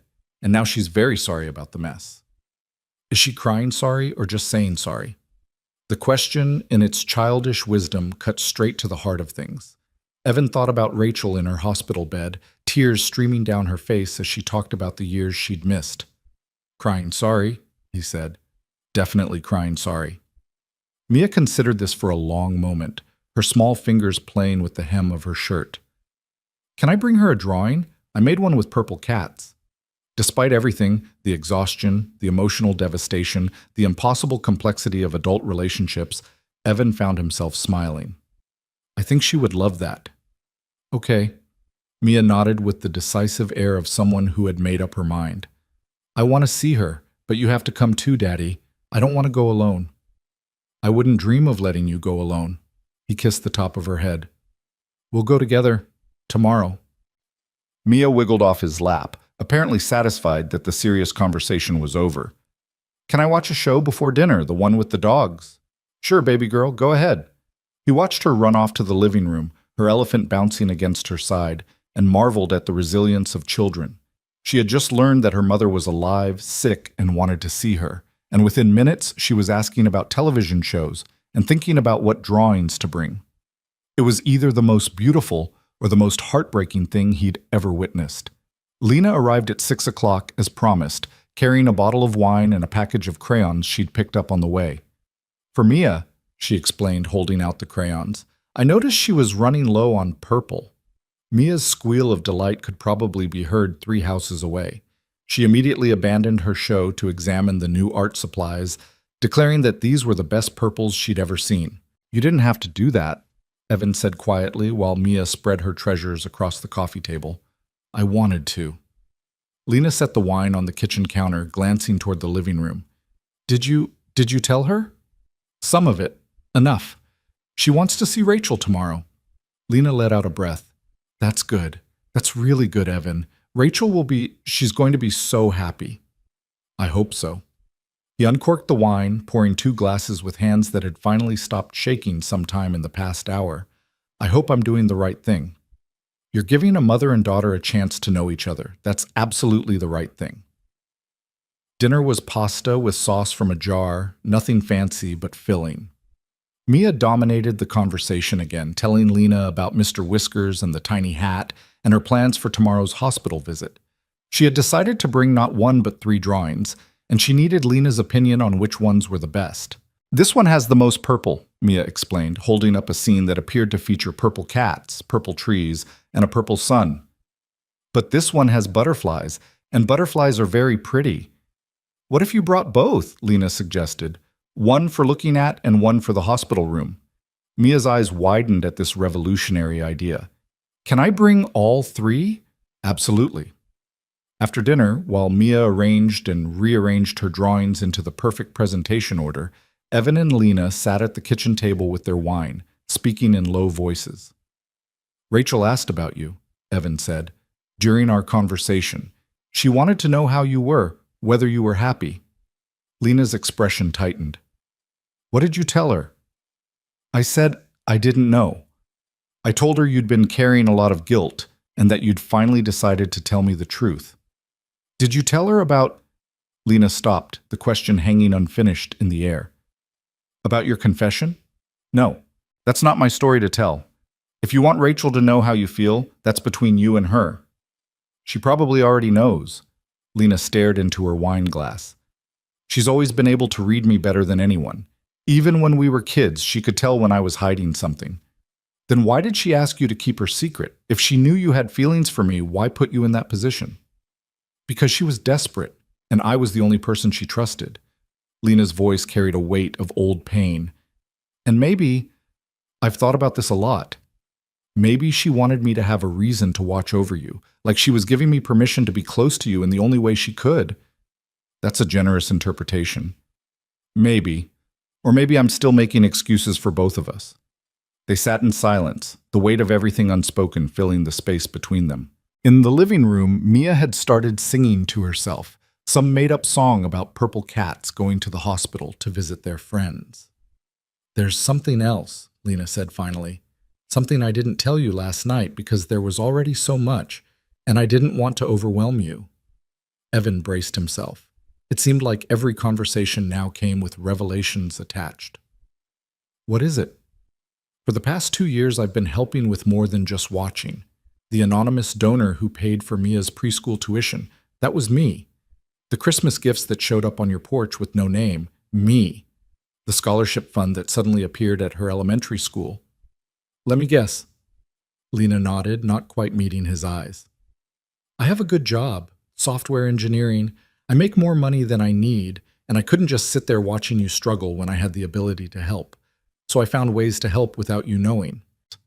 Evan thought about the mysterious preschool scholarship that had appeared just when he was about to pull Mia out, because he couldn't afford the tuition. He thought about the Christmas presents that Mia had assumed came from Santa, beautifully wrapped toys that were far nicer than anything he could have afforded. He thought about all the small financial miracles that had seemed too coincidental to be coincidence. I should be angry, he said slowly. I should feel like my privacy was invaded, or like I was being manipulated. You have every right to feel that way. But I don't. The realization surprised him even as he said it. You were helping. Your motives were complicated, but the outcome was Mia had things I couldn't give her, opportunities I couldn't provide, and you made sure she didn't miss out because her mother left and her father was barely keeping his head above water. I couldn't fix what Rachel did, Lena said quietly, but I could try to make sure Mia didn't suffer for it more than she already had. Evan reached across the table and took her hand. It was an impulsive gesture, one he hadn't planned, but it felt right. Lena's fingers were warm in his, and she looked at him with an expression that held equal parts hope and fear. Whatever happens next, he said, I want you to know that I'm grateful. For the truth, for the help, for showing up on my doorstep in the rain when it would have been easier to stay away. I couldn't stay away anymore. Lena's voice trembled slightly. I've been staying away for 3 years, and it was killing me. Not being able to tell you the truth, not being able to... She stopped, but the unfinished sentence hung between them, heavy with meaning. Evan thought about his wife in a hospital bed, fighting for her life. He thought about the sister who had loved him in secret while keeping her siblings' devastating secret. He thought about the impossible tangle of love and loyalty and sacrifice that connected all of them. This is too complicated, he said. Everything about this is too complicated. I know. I still love Rachel, even after everything, even now that I know what she did, I still love her. I know that too. But I also... He stopped, looked at their joined hands. I don't know what I feel about you. Everything is too raw, too fresh. I can't sort through it all right now. I'm not asking you to. Lena squeezed his hand gently before releasing it. I'm not asking you for anything. I just wanted you to have all the information, to understand everything that's been happening behind the scenes. What you do with that information is your choice. Mia appeared in the kitchen doorway, holding up her 3 chosen drawings like trophies. I'm ready. Look, Daddy, I put them in order. The butterflies first, then the cats, then the rainbow with the family. Evan looked at the drawings his daughter had made. The vibrant purples, the crooked smiles on the animals, the stick figure family standing beneath a multicolored arc. The family had three figures, a tall one, a small one, and a medium-sized one in the middle. "Who's this?" he asked, pointing to the medium figure. "That's Mommy," Mia said matter-of-factly. "I put her back in. Can I bring this one to show her?" Evan's throat tightened. He looked at Lena, who had tears in her eyes, then back at his daughter, who was waiting patiently for an answer to what she considered a simple question. "Yes, baby girl," he managed. "You can definitely bring that one." Mia beamed and ran back to the living room to find the perfect folder for transporting her precious cargo. "She put her back in," Lena repeated softly, wonder in her voice. "Just like that. She put Rachel back in the family picture. Kids are more resilient than we give them credit for." Evan wiped his eyes with the back of his hand. "They're also more forgiving. Maybe that's because they haven't learned yet that forgiveness is supposed to be hard." They sat in the kitchen as the evening darkened outside. Two adults caught in a storm they hadn't created but couldn't escape. Tomorrow would bring new challenges. The hospital visit, the reunion between mother and daughter, the questions that would inevitably follow. But tonight, in the quiet of a house filled with purple drawings and stuffed animals and the echoes of complicated love, there was something almost like peace. Lena left around 9, after helping put Mia to bed and promising to return in the morning to drive them to Columbus. At the door she paused, turning back to look at Evan with an expression he couldn't quite read. "Thank you," she said, "for not hating me. I don't think I could hate you if I tried." She smiled, a sad, hopeful smile that reminded him again of Rachel. "Get some sleep, Evan. Tomorrow's going to be a long day." He watched her car pull away, then closed the door and leaned against it, exhausted beyond words. The house was quiet, Mia asleep with her drawings safely stored in a folder on her nightstand and her elephant tucked under her arm. Tomorrow, his daughter would meet her mother for the first time in 3 years. Tomorrow, he would watch Rachel try to explain the unexplainable to a 5-year-old. Tomorrow, everything would change again. But tonight, he let himself feel something he hadn't felt in a very long time. Not happiness exactly. The situation was too complicated for happiness. But something adjacent to it. Relief, maybe. Or hope. The sense that after 3 years of wandering in the dark, he could finally see the faintest glimmer of light ahead. He climbed the stairs to check on Mia one more time, standing in her doorway and listening to her soft breathing. Her butterfly door gleamed in the hallway light, and through the gap he could see her purple comforter rising and falling with each peaceful breath. "It's going to be okay," he whispered into the darkness, not sure if he was promising her or himself. "Whatever happens, it's going to be okay." Then he went to his own room and lay down, knowing that sleep would be elusive but grateful for the chance to rest. Tomorrow would demand everything he had. He only hoped he had enough to give. Morning arrived with the kind of pale October sunlight that promised nothing and delivered less, filtering through Evan's bedroom curtains like an uninvited guest. He had slept in fragments, waking every few hours with his heart pounding and his mind racing through scenarios of what the day might bring. By the time 6 o'clock came, he gave up on rest entirely and lay staring at the ceiling, listening to the house settle around him. Today, Mia would see her mother for the first time in 3 years. Today, a 5-year-old would walk into a hospital room and face the woman who had become more myth than memory, more absence than presence. Evan had no script for this moment, no guidebook on how to navigate the reunion between a dying mother and the daughter she had left behind. He heard Mia stirring down the hall around 7, her small feet padding to the bathroom, the sound of water running. She emerged a few minutes later and appeared in his doorway, already dressed in her favorite purple dress without being asked. "I picked my best one," she announced, smoothing down the fabric. "For Mommy. Do you think she'll like it?"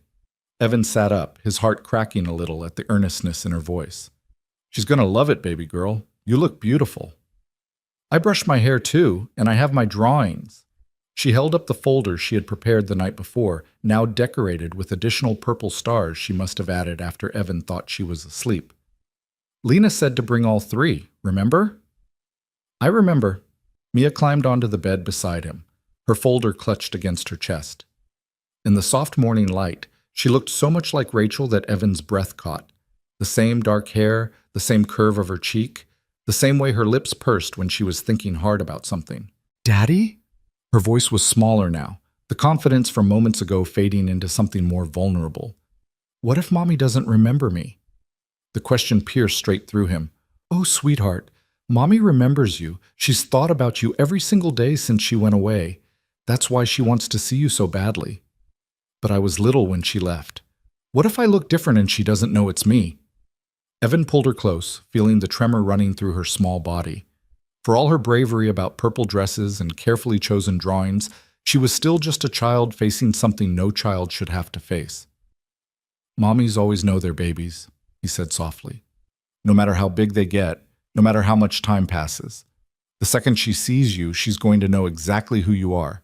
And she's going to be so happy, Mia. So happy." Mia nodded against his chest, seeming to accept this assurance. But when she pulled back, he saw the worry still lingering in her eyes. Those eyes that were so much like Rachel's that looking at them felt like looking into the past. "Is she very sick?" Mia asked. "Like really, really sick?" Evan hesitated, weighing how much truth a 5-year-old could handle. "Yes, baby, she's pretty sick. That's why she's in the hospital, so the doctors can help her get better." "Will she get better?" "The doctors are trying very hard, but sometimes, even when doctors try their hardest, people stay sick for a long time." He stroked her hair gently. "What's important is that we get to see her and tell her we love her. That's what matters most today." Mia considered this with the gravity of someone much older. Then she nodded again, her jaw setting with determination that reminded Evan of himself. "Okay," she said. "I'm ready." Lena arrived at 9 o'clock, driving the same car she had brought 2 nights ago when she appeared on his doorstep in the rain. She looked tired but composed, dressed in dark jeans and a cream-colored blouse, her hair pulled back in a simple ponytail. "How's everyone doing?" she asked as Evan opened the door. "Nervous." He glanced back at Mia, who was making final adjustments to her folder of drawings. "But ready, I think." "Rachel called me this morning." Lena lowered her voice so Mia wouldn't hear. "She barely slept. She's been planning what to say to Mia since before dawn." "That makes 2 of us." Mia appeared beside them, her folder tucked under one arm and her other hand reaching up to take Evan's. "Can we go now? I don't want to keep Mommy waiting." The drive to Columbus felt different than it had the day before. Yesterday, Evan had traveled this route alone with his thoughts, processing revelations and preparing himself for a confrontation with his past. Today, he sat in the back seat with Mia, her small hand never leaving his, watching the same Ohio landscape scroll past with entirely new eyes. Mia was quiet for most of the journey, which was unusual for her. She stared out the window at the passing fields and farmhouses, occasionally asking questions that revealed the depths of her anxiety. "Does the hospital have purple walls?" "I don't think so, sweetheart. Hospitals usually have white walls." "That's boring. Maybe I can draw Mommy a purple wall and she can pretend." A few minutes later, "Do hospitals have good food? Because Mrs. Patterson's cookies are really good, and I want Mommy to have good food." "I'm sure the food is okay, but maybe we can bring her something special next time." And then, as they were exiting the highway, "Daddy, what if Mommy cries when she sees me?" Evan squeezed her hand. "Then we'll let her cry. Sometimes people cry when they're happy, remember? Like when you got your purple bicycle for your birthday?" "I cried because I was so excited." "Exactly. Mommy might cry because she's excited to see you. That would be a good thing." Mia nodded slowly, filing this information away. "Okay. I won't be scared if she cries." They parked in the same lot as yesterday, walked through the same automatic doors, past the same nurses' stations and supply closets. But everything felt different with Mia's hand in his, her purple dress a bright spot of color in the institutional beige of the hospital corridors. Lena led the way, stopping outside room 412. "I'll wait out here," she said. "Give you 3 some privacy." Evan looked at the closed door, his heart hammering against his ribs. Behind that door was Rachel, transformed by illness, worn down by years of guilt and fear, but still Rachel. Still the woman he had married, still the mother of his child, still someone who mattered in ways he couldn't fully articulate. "Ready?" he asked Mia. She clutched her folder tighter and nodded. Evan pushed open the door. Rachel was sitting up in bed, clearly having prepared herself for this moment. Someone, a nurse maybe, or Lena during an earlier visit, had helped her look presentable. Her thin layer of hair had been smoothed down, and she wore a soft blue cardigan over her hospital gown. The monitors still beeped their steady rhythm, the IV still dripped its slow medicine, but there was color in her cheeks that hadn't been there yesterday. Her eyes fixed on Mia the instant the door opened, and the sound that escaped her throat was somewhere between a gasp and a sob. "Mia!" The name came out broken, barely audible. "Oh, my baby, my beautiful baby." Mia stood frozen for a moment, her hand gripping Evan so tightly it hurt. She stared at the woman in the hospital bed, this stranger who was also her mother, this ghost who had suddenly become real, and for one terrible instant, Evan feared she might bolt. Then Rachel stretched out her arms, trembling, and Mia moved. She crossed the room slowly at first, then faster, releasing Evan's hand and climbing onto the bed with the fearlessness of a child who had made up her mind. She settled against her mother's chest, careful of the IV line without being told, and Rachel's arms wrapped around her like they had been waiting 3 years for this exact moment. "I'm sorry," Rachel whispered into Mia's hair, tears streaming down her face. "I'm so sorry, baby. Mommy's so sorry." Mia didn't say anything. She just held on, her small arms circling her mother's neck, her face buried in the soft fabric of the blue cardigan. The folder of drawings lay forgotten on the bed beside them. Evan watched from the doorway, his own tears falling freely now. He had imagined this reunion 100 different ways during the sleepless hours of the past 2 nights, but none of his imaginings had prepared him for the reality of seeing them together. His wife, his daughter. The family that had been shattered and was now trying, tentatively, to reassemble itself into something new. After several minutes, Mia pulled back just enough to look at Rachel's face. She reached up with one small hand and touched her mother's cheek, wiping away the tears with a gentleness that seemed impossible for a 5-year-old. "You're crying happy," Mia said. "Like Daddy said you would." Rachel laughed, a watery, broken sound that held more joy than any noise Evan had heard in 3 years. "Yes, baby, I'm crying so happy. I'm the happiest I've ever been. I brought you drawings." Mia remembered her folder suddenly, grabbing it from where it had fallen. "Lena said I could bring 3. This one has butterflies, and this one has cats. They're purple because purple is the best color. And this one," she paused, pulling out the family portrait with careful reverence. "This one has you in it. I put you back." Rachel took the drawing with hands that shook so badly the paper trembled. She stared at the stick figures, the tall one, the small one, the medium-sized one standing beneath a rainbow, and fresh tears spilled down her cheeks. "You put me back," she repeated, her voice cracking. "Daddy said you made a mess trying to help us, like when I spilled the milk." Mia's tone was matter-of-fact, explaining rather than accusing. "But that's okay. Everyone makes messes sometimes. You just have to clean them up." "Yes." Rachel pulled her daughter close again, pressing kisses against her hair. "Yes, baby. You're absolutely right. You just have to clean them up." Evan finally moved from the doorway, approaching the bed and sitting in the chair beside it. Rachel looked at him over Mia's head, her expression holding 1,000 things: gratitude, guilt, love, fear, hope, all tangled together into something that defied simple description. "Thank you," she mouthed silently. "Thank you for bringing her." He nodded, not trusting his voice. They stayed for 3 hours. Mia did most of the talking, filling Rachel in on everything she had missed: the purple bicycle, the butterfly door, Mrs. Patterson's cats, her best friend Sophie, the boy who ate paste during craft time. She explained her drawings in elaborate detail, pointing out features that were invisible to adult eyes but clearly significant in her artistic vision. Rachel listened with rapt attention, asking questions, laughing at the funny parts, wiping her eyes at the parts that weren't funny at all. She held Mia's hand almost continuously, as if afraid that letting go might mean losing her all over again. When Mia eventually tired of talking and crawled into the bed to rest against her mother's side, Rachel looked at Evan with the full weight of everything they hadn't yet said. "How long have you known?" she asked quietly, keeping her voice low so as not to wake Mia, who was drifting toward sleep. 2 days. Lena came to the house Sunday night. She told me she was going to. I tried to talk her out of it. I was so scared of how you'd react, but she said enough was enough. Rachel's eyes dropped to Mia's sleeping form.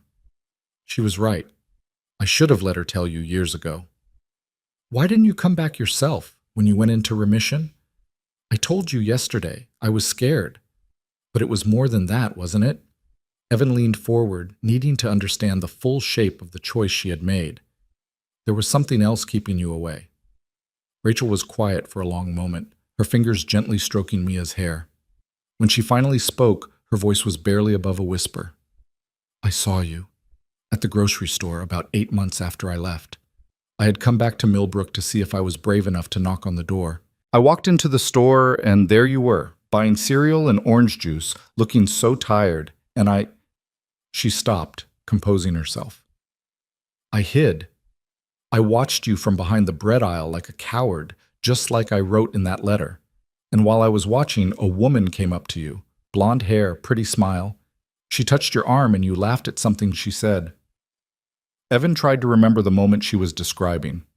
8 months after Rachel left, he had been a wreck, barely functioning, running on coffee and desperation. He couldn't recall a blonde woman, a laugh, anything that would have seemed significant to him. I don't even remember who that was. It doesn't matter who she was. What mattered was that you laughed. For just a second, you looked like the man I married instead of the ghost I had created. And I thought, Rachel's voice broke. I thought maybe you were starting to heal, maybe you were moving on, and if I came back, I would just tear open the wound all over again. So you stayed away because you saw me laugh with a stranger. I stayed away because I was looking for excuses. Every day I didn't come home made it harder to come home the next day. The guilt piled up until it felt insurmountable. I convinced myself that my absence was a gift, that the longer I stayed gone, the more you would heal, the more Mia would forget. She looked at him with raw honesty. I was wrong about all of it. I know that now. Evan absorbed this confession, adding it to the growing collection of truths he was still learning to hold. Lena told me she's been in love with me, that she's been watching over us for years, sending money, helping in ways I never knew about. Rachel nodded slowly. I know. She told me when she came to see me yesterday, after she dropped you off at home. She wanted me to hear it from her before. She glanced at Mia. Before things got more complicated. What did you say to her? I told her I wasn't surprised. I've known about her feelings since before we got married. She thinks she hid it well, but she didn't. Not for me. Rachel's expression was complicated, sad and resigned, and something else Evan couldn't quite name. I told her I don't have the right to be angry. I gave up my claim to you when I walked away. And Lena, she paused. Lena has been the one taking care of my family when I couldn't.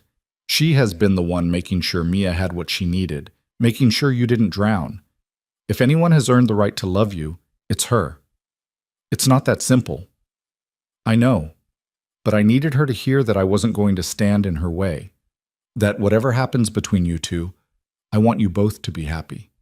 Rachel's eyes found his. I want you to be happy, Evan, even if that happiness includes my sister, especially if it includes my sister. Before Evan could respond, Mia stirred against Rachel's side, mumbling something about purple cats before settling back into sleep. They both watched her for a moment, this small person who had brought them together in this room and who represented everything they had to fight for. The doctors say I have options, Rachel said quietly, a new treatment protocol that's showing promise. It's aggressive, more aggressive than anything I've tried before, but the survival rates are better than they were 3 years ago. What are you going to do? I'm going to fight. Her jaw set with the same determination Evan had seen in Mia that morning. I've spent 3 years running away.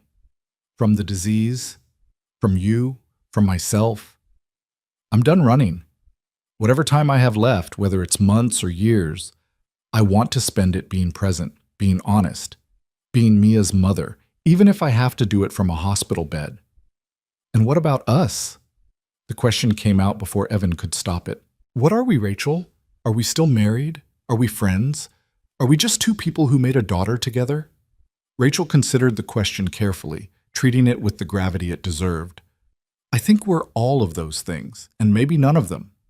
Maybe we're something new, something that doesn't have a name yet. She reached out her free hand, the one not holding their sleeping daughter, and laid it palm up on the bed. An invitation, like she had offered yesterday. I'm not asking you to forgive me. I'm not asking you to take me back. I'm just asking for the chance to be part of Mia's life again.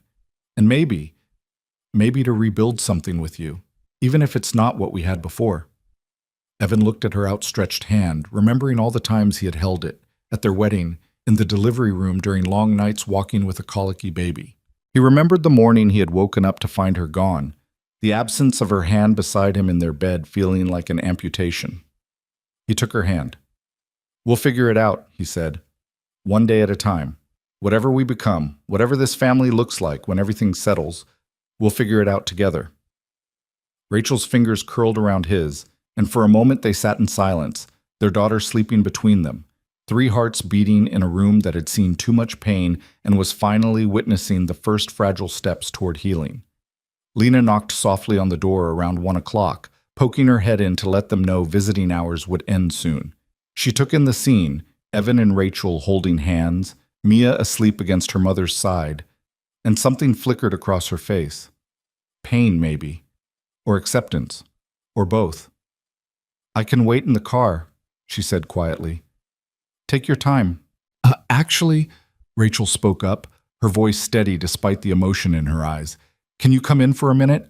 There's something I want to say to both of you. Lena hesitated, then stepped into the room, closing the door behind her. She stood near the foot of the bed, her posture uncertain, like she wasn't sure she belonged in this moment.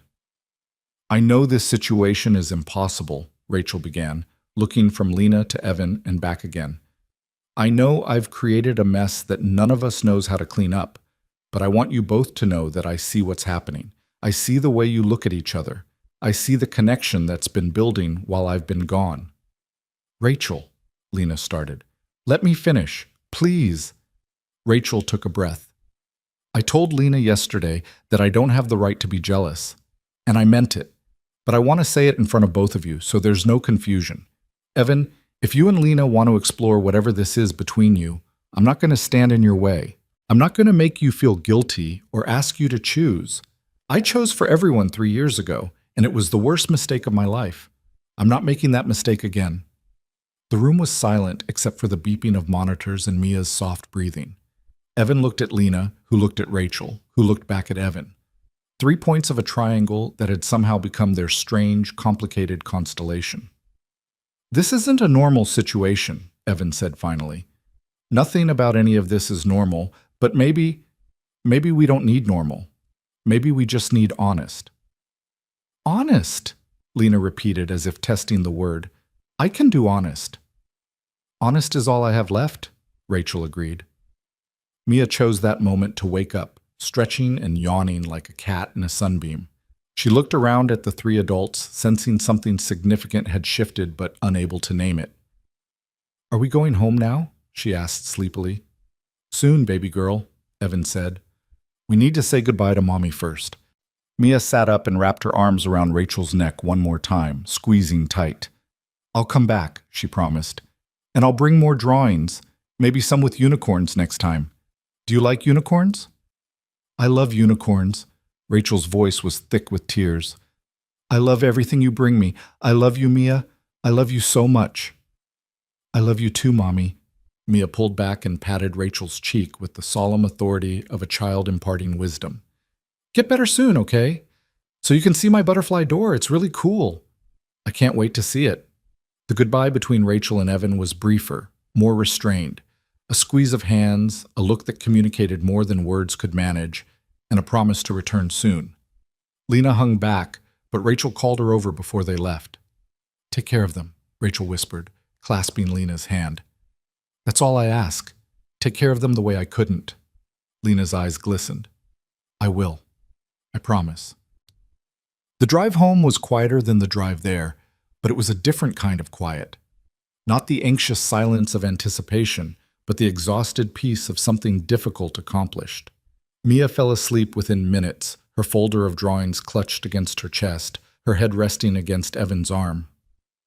She did so well, Lena said from the driver's seat. Better than any of us could have hoped. She's stronger than I gave her credit for. Evan watched his daughter sleep, marveling at her resilience. They both are, I think. Rachel and Mia, they're both made of tougher stuff than me. You're pretty tough yourself, Evan. You held that family together for 3 years on your own. That takes a kind of strength most people don't have.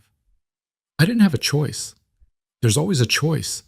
You could have given up, fallen apart, let someone else raise Mia. But you didn't. You showed up every single day, even when it was the last thing you wanted to do. Lena glanced at him in the rearview mirror. That's strength. Don't discount it. They rode in silence for a few more miles before Evan spoke again. What Rachel said back there, about not standing in our way. I don't even know what our way means right now. I don't know what any of this means. Neither do I. Lena's hands tightened slightly on the steering wheel. But maybe that's okay. Maybe not knowing is where we have to start. She's dying, Lena. Or she might be. The new treatment might work, but it might not. And whatever I feel about you, whatever might be growing between us, it feels wrong to explore it while she's fighting for her life. I know, and I'm not asking you to explore anything. I'm just... She paused, searching for words.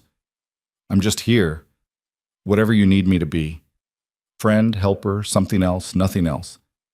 I'm not going to push for more than you can give. Even though you've been in love with me for years? Even though... She met his eyes briefly in the mirror before returning her attention to the road. Love isn't about getting what you want. It's about wanting what's best for the person you love.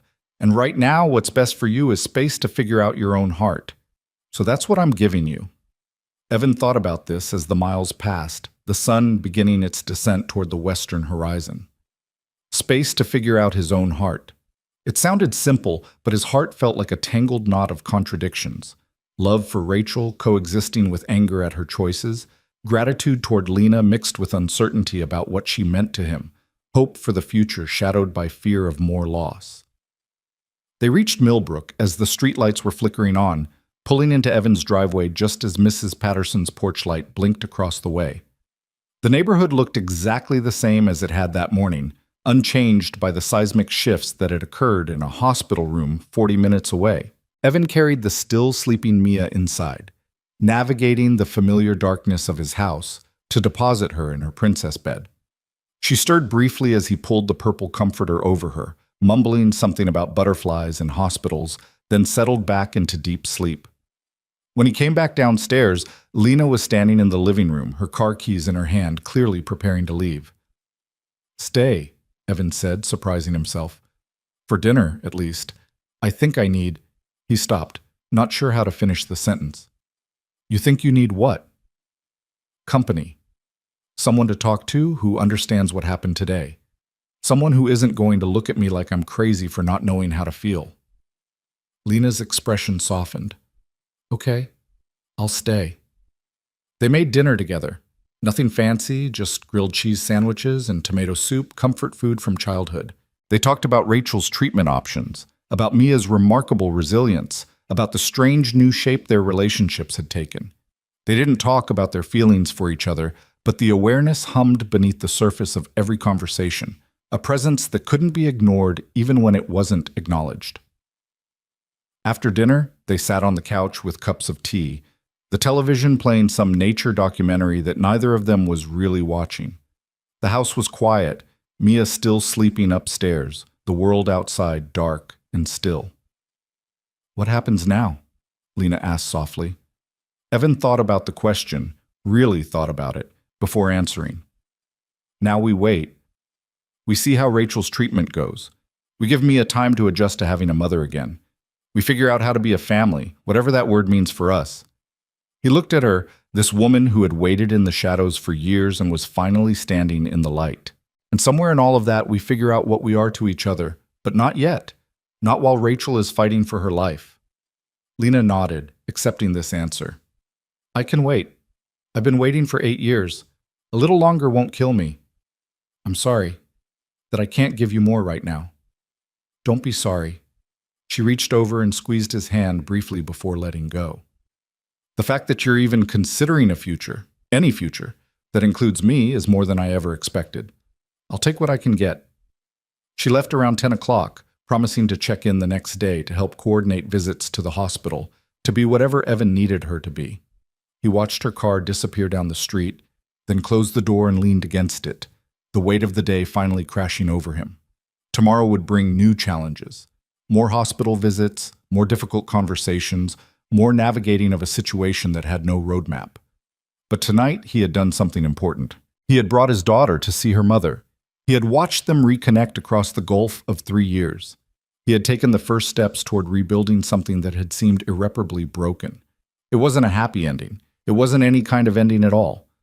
But it was a beginning, and for now, that was enough. The weeks that followed Mia's reunion with Rachel blurred together in a rhythm that became strangely familiar. Hospital visits on Tuesdays and Thursdays, phone calls every evening before bedtime, a slow and steady rebuilding of bonds that had been severed 3 years before. Evan watched his daughter transform from a child carrying the invisible weight of abandonment to one who spoke about her mother with the casual certainty of any kindergartner discussing their family. Mommy liked the purple cats best. Mommy thought unicorns should have sparkly horns. Mommy was getting medicine that made her tired, but she still wanted to hear about Sophie and the paste-eating boy. Rachel's new treatment protocol was aggressive, just as she had warned. There were days when she was too exhausted to do anything but hold Mia's hand and listen, her eyes half closed and her voice barely above a whisper. There were other days when she seemed almost like herself again, laughing at Mia's stories and asking Evan questions about work and the house and whether he had finally fixed that leaky faucet in the upstairs bathroom. "I fixed it 6 months ago," he told her during one of her better days, watching Mia arrange her latest drawings on the windowsill. "Took me 3 YouTube tutorials and 2 trips to the hardware store, but I figured it out." "Look at you, becoming handy." Rachel's smile was tired but genuine. "Remember when you tried to install that ceiling fan and almost electrocuted yourself? I remember you laughing so hard you cried while I was standing there with my hair sticking up. It was pretty funny. It was terrifying." They fell into these moments of normalcy more easily as the weeks passed, conversations that could have happened in any marriage, any family. But underneath the surface, they both knew that nothing was normal. Rachel was still fighting for her life. Evan was still sorting through the wreckage of 3 years of believing he had been abandoned. And somewhere in the background, always present but never quite acknowledged, was Lena. She had become a fixture in their lives, appearing with such regularity that Mia started asking for her by name. "Can Lena come to dinner? Can Lena help me with my drawing? Can Lena take me to see Mommy today?" The questions came with the innocent assumption that Lena belonged in their orbit, a satellite that had always been there even when Mia was too young to notice. Evan watched the two of them together, Lena patient and attentive, Mia chattering and demanding, and felt something shift in his chest that he wasn't ready to examine too closely. Whatever was growing between him and Lena remained unspoken, a seed planted in soil that wasn't yet ready to nurture it. But it was there. He felt it every time their hands brushed while passing dishes at dinner, every time she caught his eye across a hospital room, every time she said goodnight at his front door and lingered just a moment longer than necessary. The first real crisis came 8 weeks after Mia's reunion with Rachel, on a Tuesday that had started like any other. Evan was at work when his phone rang, Lena's name flashing on the screen with an urgency that made his stomach drop before he even answered. "It's Rachel." Her voice was strained, barely controlled. "The doctors called. She's had a reaction to the treatment. They're not sure." She stopped, and Evan heard her take a shaky breath. "They're not sure if she's going to make it through the night." The drive to Columbus was a blur of red lights and honking horns, and a panic so profound that Evan couldn't feel his hands on the steering wheel. Lena had arranged for Mrs. Patterson to pick up Mia from school, keeping the crisis hidden from the 5-year-old who had only just gotten her mother back.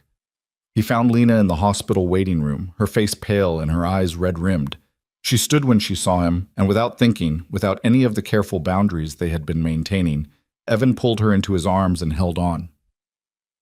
"I can't lose her again," he said into her hair. "I know that sounds crazy after everything, but I can't." "It doesn't sound crazy." Lena's voice was muffled against his chest. "It sounds human. You love her. You've always loved her, even when you hated her." They waited together for 6 hours, surviving on vending machine coffee and the kind of silence that comes when words are inadequate. Doctors came and went, offering updates that ranged from cautiously optimistic to gravely concerned. Rachel's body was fighting the treatment that was supposed to save her, attacking itself in a cascade of complications that the medical team was struggling to control. Around midnight, a young doctor with tired eyes and a gentle manner emerged from the ICU. He looked at Evan and Lena sitting side by side, their hands intertwined, and something in his expression softened. "She's stabilizing," he said. "It was touch and go for a while, but she's responding to the interventions. She's not out of the woods yet, but she's fighting. Can I see her?" "Briefly, she's barely conscious, but she's been asking for you." Evan followed the doctor through doors marked with warnings about restricted access, past rooms filled with beeping machines, and the quiet suffering of the critically ill. Rachel's room was at the end of a long corridor, smaller than her previous one and crammed with equipment that tracked every function of her failing body. She looked worse than he had ever seen her, translucent skin stretched over sharp bones, tubes and wires connecting her to machines that breathed for her, measured her, kept her tethered to a life that seemed determined to slip away. But her eyes were open, and when she saw him, something like peace settled over her features. "You came," she whispered. "Of course I came." He pulled a chair close to her bed, taking her hand with a gentleness that surprised him. Her fingers were cold, fragile, nothing like the hands that had once held him through nightmares and danced with him in their kitchen and cradled their newborn daughter. "I'm here, Rachel. I'm not going anywhere." "Mia, she doesn't know. We didn't want to scare her. She thinks you're just getting extra medicine today." Rachel's eyes closed briefly, and Evan saw the relief that washed over her. "Good. She's too young to see me like this. You're going to get through this. The doctor said you're stabilizing." "Maybe." Her voice was so quiet he had to lean close to hear it. "Or maybe this is just a pause before the end. I've been preparing for both." "Don't talk like that." "I have to talk like that." Her eyes opened again, meeting his with a clarity that seemed impossible given how fragile she looked. "I have to say the things I might not get another chance to say. About Mia. About you. About Lena." "Rachel, let me talk, please." She squeezed his hand with what little strength she had. "I've wasted so much time not saying what needed to be said. I can't waste any more." Evan nodded, forcing himself to listen, even though every part of him wanted to argue, to insist that there would be plenty of time for difficult conversations, that she was going to survive and they would work everything out together. "I was wrong to leave," Rachel began. "I know I've said that before, but I need you to really hear it. I was wrong, and I'm sorry. And nothing I do for the rest of my life, however long that is, will make up for the years I stole from you and Mia. I thought I was protecting you, but I was really just protecting myself from the pain of watching you watch me suffer. I know. I need you to forgive me, Evan. Not for my sake. I don't deserve forgiveness, but for yours. For Mia's. The anger you're carrying, even if you don't feel it anymore, it's heavy. I can see it in your shoulders, in the way you hold yourself. I need you to put it down. I'm trying. I know you are." Tears leaked from the corners of her eyes, tracking down her temples into the pillow beneath her head. "And I need you to know that whatever happens, whether I survive this or not, I want you to be happy. I want you to build a life that isn't defined by what I did or didn't do. I want you to love again. Rachel, Lena loves you." The words came out steady despite everything. "She's loved you for years, and I think maybe you're starting to love her too. I've seen the way you look at each other when you think no one's watching." Evan didn't know what to say. Denying it felt dishonest. Confirming it felt cruel given the circumstances. "I'm not asking you to talk about it," Rachel continued. "I'm asking you to give yourself permission to pursue it. When the time is right. When you're ready.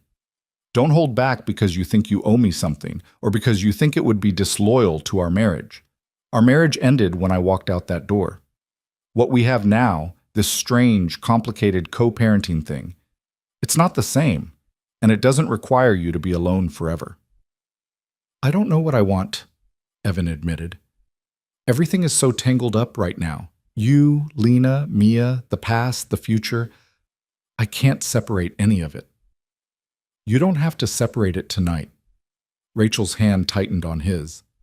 I just need you to hear me say that I'm okay with it. That when the time comes, you have my blessing. Both of you do. A nurse appeared in the doorway, apologetic but firm. She needs to rest. You can come back in the morning. Evan leaned down and pressed a kiss to Rachel's forehead, feeling the fever heat of her skin against his lips. Fight, he whispered. Whatever else you do, keep fighting. I will. For Mia. For you. Even for Lena. A ghost of a smile crossed her face. Tell her I said thank you for taking care of you both when I couldn't. He found Lena still in the waiting room, curled up in a chair with her eyes closed. She startled awake when he approached, searching his face for news. She's stable. For now. He sank into the chair beside her. She wants me to tell you thank you for taking care of us. Lena's eyes filled with tears. She shouldn't be thanking me. I'm the reason. You're not the reason for anything except the good things. Evan reached over and took her hand, conscious of what the gesture meant in a way he hadn't been before. Rachel made her choices. You made yours. And somewhere in all of that, you ended up being exactly what Mia and I needed. They sat together in the fluorescent light of the hospital waiting room, holding hands like teenagers at a movie, while somewhere down the hall, Rachel fought for her life. It was the strangest moment of connection Evan had ever experienced. Grief and hope, and something that might have been love all tangled together in a space designed for nothing but waiting. Rachel survived the night, and the next night, and the one after that. Slowly, impossibly, her body began to accept the treatment instead of fighting it. The doctor spoke of cautious optimism, of indicators trending in the right direction, of the immune system that was finally learning to work with the medicine instead of against it. 2 months later, she was well enough to leave the hospital, not to come home, not to the house in Millbrook that Evan and Mia shared, but to a small apartment in Columbus that Lena helped her find and furnish. It was close to the hospital where she would continue outpatient treatment, close enough for visits, but far enough to establish the boundaries that all of them needed. This is good, Rachel said on the day she moved in, standing in the middle of her new living room with its secondhand furniture and its walls waiting to be decorated. This feels like a fresh start. Mia was already exploring the apartment, opening closets and checking behind doors with the thoroughness of a detective investigating a crime scene. She had accepted the new arrangement with the adaptability of children. Mommy lived in Columbus now, but that was okay because they could still visit, and there was a park nearby with really good swings. I want you to know something, Evan said quietly, watching their daughter disappear into the bedroom to investigate the closet situation. About Lena and me. Rachel turned to face him, her expression unreadable. The months of treatment had left their mark. She was still thin, still carried the pallor of illness, but there was strength in her now that hadn't been there before. Strength, and something that looked like acceptance. You don't have to explain anything. I want to because I don't want there to be any more secrets between us. He took a breath. I think I'm falling in love with her. Maybe I've been falling for a while. But I wanted you to know, from me, before anything. Evan. Rachel stepped forward and took both his hands in hers. I told you in the hospital that you have my blessing. I meant it. Lena loves you, and more importantly, she loves Mia. She's been a mother to our daughter in all the ways I couldn't be. If you two find happiness together, that's not a betrayal of what we had. It's a continuation of what we wanted. A family that loves and supports each other, even if it looks different than we originally imagined. How can you be so okay with this? Because I almost died. The words came out matter of fact, without self-pity. When you come that close to the end, you realize what actually matters. And what matters isn't who ends up with who, or who gets to claim what relationship. What matters is that the people you love are happy and taken care of. I love you, Evan. I always will. But I'm not in love with you anymore. I let that go somewhere between Arizona and Columbus, in the middle of the night when I was too sick to hold on to anything except survival. What I feel now is something different, something that makes it possible for me to want good things for you, even if those good things include my sister. Mia emerged from the bedroom, announcing that the closet was acceptable but could use more purple. The moment of intensity between Evan and Rachel dissolved into laughter and logistics, discussions about where to hang Mia's artwork, and whether the kitchen had enough purple cups for proper tea parties.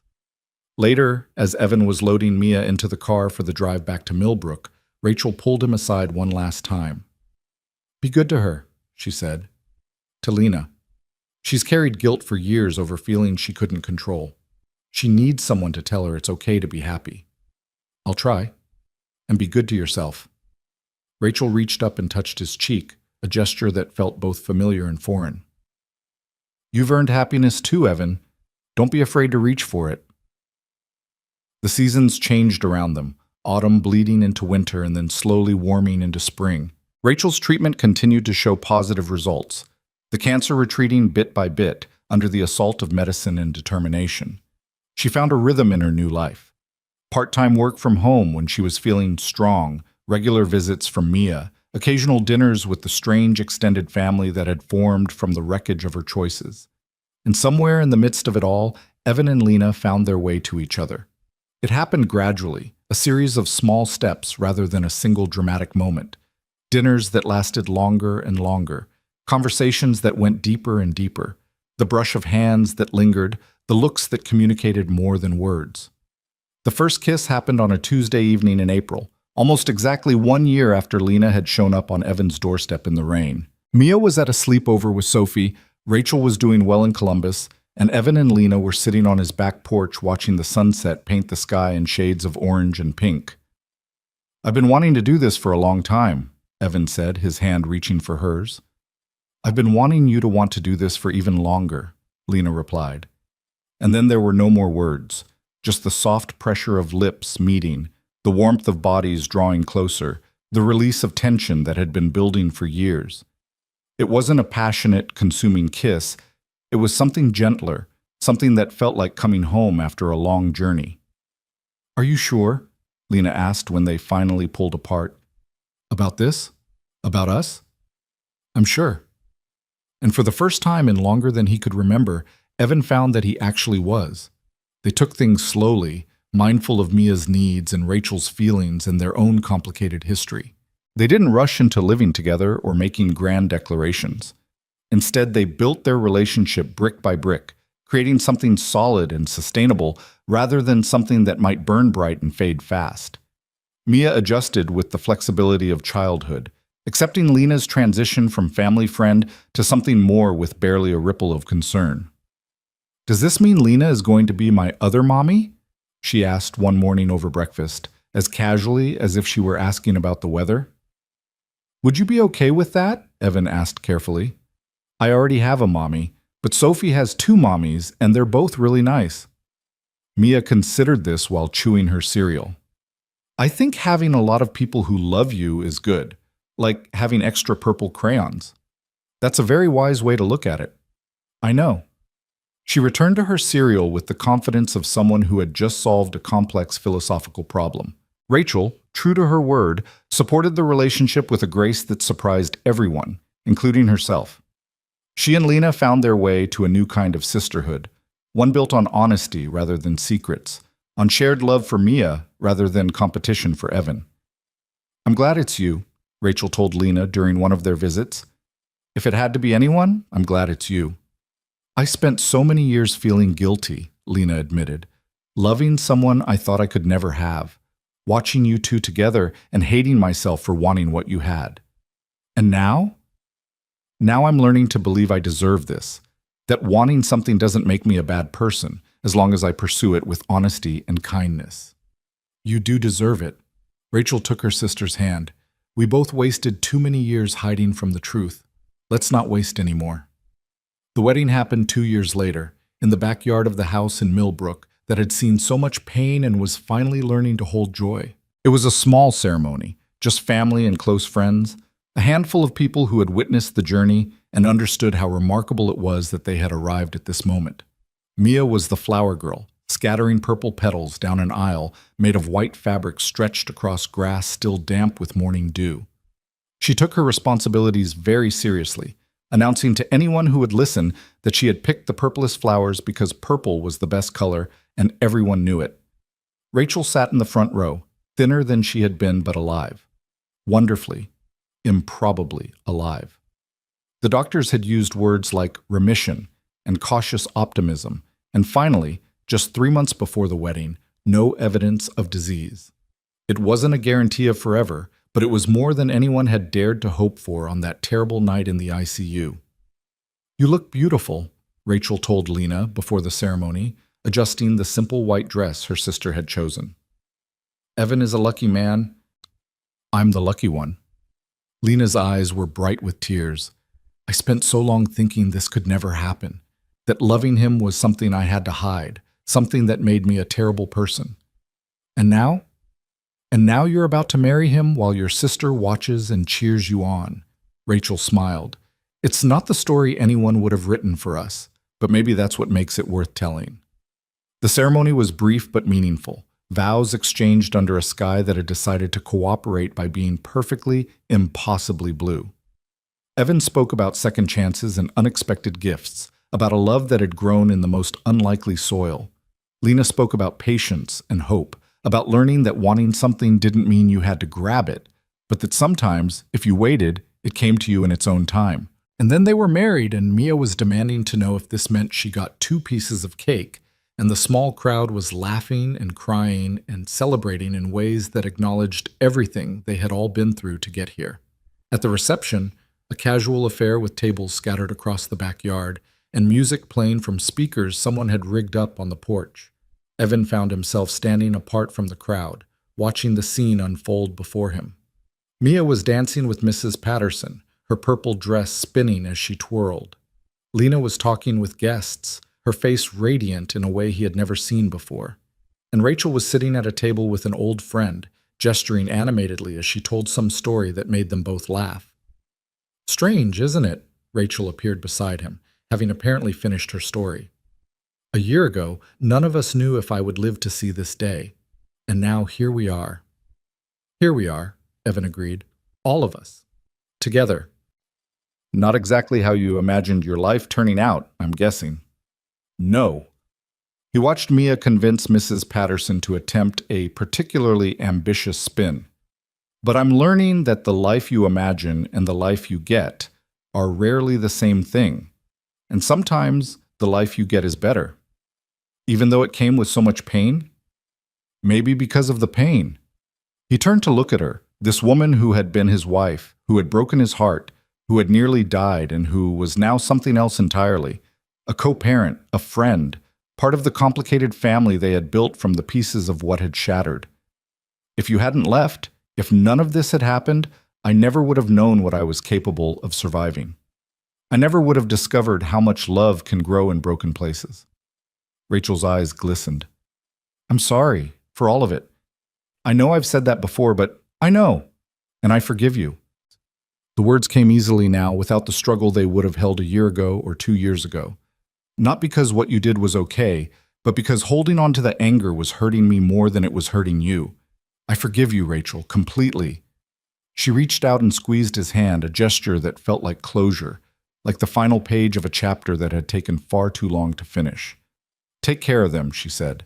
"Lena and Mia. They're yours now, your family, your responsibility, your joy. Take care of them the way I always wanted to but couldn't figure out how. I will. But you're part of this family too. Never forget that." "I won't." She smiled, releasing his hand. "Now go dance with your wife. I believe she's been waiting for you." The years that followed were not without challenges. Rachel's cancer remained in remission but required regular monitoring, casting a shadow of uncertainty over every doctor's appointment and blood test. Mia grew from a 5-year-old obsessed with purple into a teenager with opinions about everything and a talent for art that had clearly skipped a generation. Evan and Lena navigated the ordinary difficulties of marriage, disagreements about finances, stress from work, the slow negotiation of 2 lives learning to fit together. But through it all, they held on to the truth that had brought them together. That family wasn't defined by blood or legal documents or the shape you expected it to take. Family was defined by choice, by showing up day after day, even when it was hard, by loving imperfectly, but persistently, by finding beauty in the broken places and building something new from the pieces. On Mia's 16th birthday, the whole Strange family gathered for a celebration that had become tradition. Evan and Lena, Rachel and her new partner David, a kind accountant she had met at a support group for cancer survivors, Miss Patterson with a new cat named Sir Whiskers the Seru, and Sophie, who had remained Mia's best friend through elementary school, middle school, and the dramatic upheavals of high school social hierarchies. "I want to say something," Mia announced at dinner, standing up with the confidence of someone who had never known her worth to be in question. "About all of you." The table fell silent, waiting. "When I was 5, I thought my mom didn't love me. I thought she left because I wasn't good enough or because I did something wrong. And I carried that feeling for a long time, even after I knew the truth, even after I understood that she left because she was sick and scared and trying to protect me." Rachel's hand found David's under the table, gripping tight. "But then Aunt Lena came and told us the truth. And Dad took me to see Mom in the hospital. And everyone stopped pretending and started being honest with each other. And it was hard. I was just a kid, but I remember how hard it was for everyone. But it was also the beginning of something better." Mia looked around the table, her gaze touching on each person who had shaped her life. "I have 2 moms now. One who gave me life and one who helped raise me. I have a dad who never gave up on me, even when everything was falling apart. I have David, who makes my mom happy and who's really good at helping with math homework. I have Mrs. Patterson, who let me put hats on her cats when I was sad. And I have Sophie, who's been my best friend since the day we both wore purple to kindergarten." Sophie grinned and raised her glass of sparkling cider. "I guess what I'm trying to say is that I'm lucky. Not because everything worked out perfectly. It didn't. It was messy and painful and confusing. But I'm lucky because all of you chose to love me anyway. You chose to show up, even when it was hard. You chose to be honest, even when lies would have been easier. And because of that, I have a family that's bigger and weirder and better than anything I could have imagined." She raised her own glass. "To family. However it happens." "To family," everyone echoed, glasses clinking together over a table laden with food and surrounded by people who had found their way to each other through darkness and emerged into light. Later that night, after the guests had gone and Mia had retreated to her room to text Sophie about whatever 16-year-olds texted about, Evan and Lena sat on their back porch, the same porch where they had shared their first kiss years ago. "She turned out okay," Lena said softly. "Better than okay. She turned out amazing." Evan reached for his wife's hand, still marveling after all these years that she was his to hold. "We all did, somehow." "Do you ever think about what would have happened if Rachel had never gotten sick? If she had never left?" "Sometimes." He gazed up at the stars, bright points of light, in a sky that had witnessed so much of their story. "We probably would have stayed married. Had more kids, maybe. Grown old together in the way people expect to grow old together." "Do you wish that's what happened?" Evan considered the question seriously, the way he considered everything these days. The journey that had brought them here had been brutal, full of pain and betrayal and near-death experiences, and the slow, difficult work of forgiveness. Given the choice, would he trade it for an easier path? "No," he said finally, "because then I wouldn't have you. And Mia wouldn't have grown up knowing that love can survive anything, that family isn't about perfection, it's about persistence. And Rachel wouldn't have learned how strong she really is. And you," he squeezed her hand, "you would have spent your whole life loving someone from a distance, never knowing that he loved you back." Lena leaned her head against his shoulder. "When I showed up on your doorstep that night, I thought I was destroying everything. I thought the truth would tear us all apart. The truth did tear us apart, but then it put us back together in a way that was more honest than what we had before." They sat in comfortable silence, watching the stars wheel slowly overhead. Somewhere in the house, Mia laughed at something on her phone. Somewhere in Columbus, Rachel was probably playing cards with David and complaining about his habit of taking too long to make decisions. Somewhere in the universe, forces were at work that neither of them could understand or predict. But here, on this porch, in this moment, everything was exactly as it should be. "I love you," Lena said. "I've loved you for so long that I can't remember a time when I didn't." "I love you too." Evan turned to kiss her, tasting starlight and possibility. "And I plan to keep loving you for the rest of our lives, however long that is, however complicated it gets. Promise?"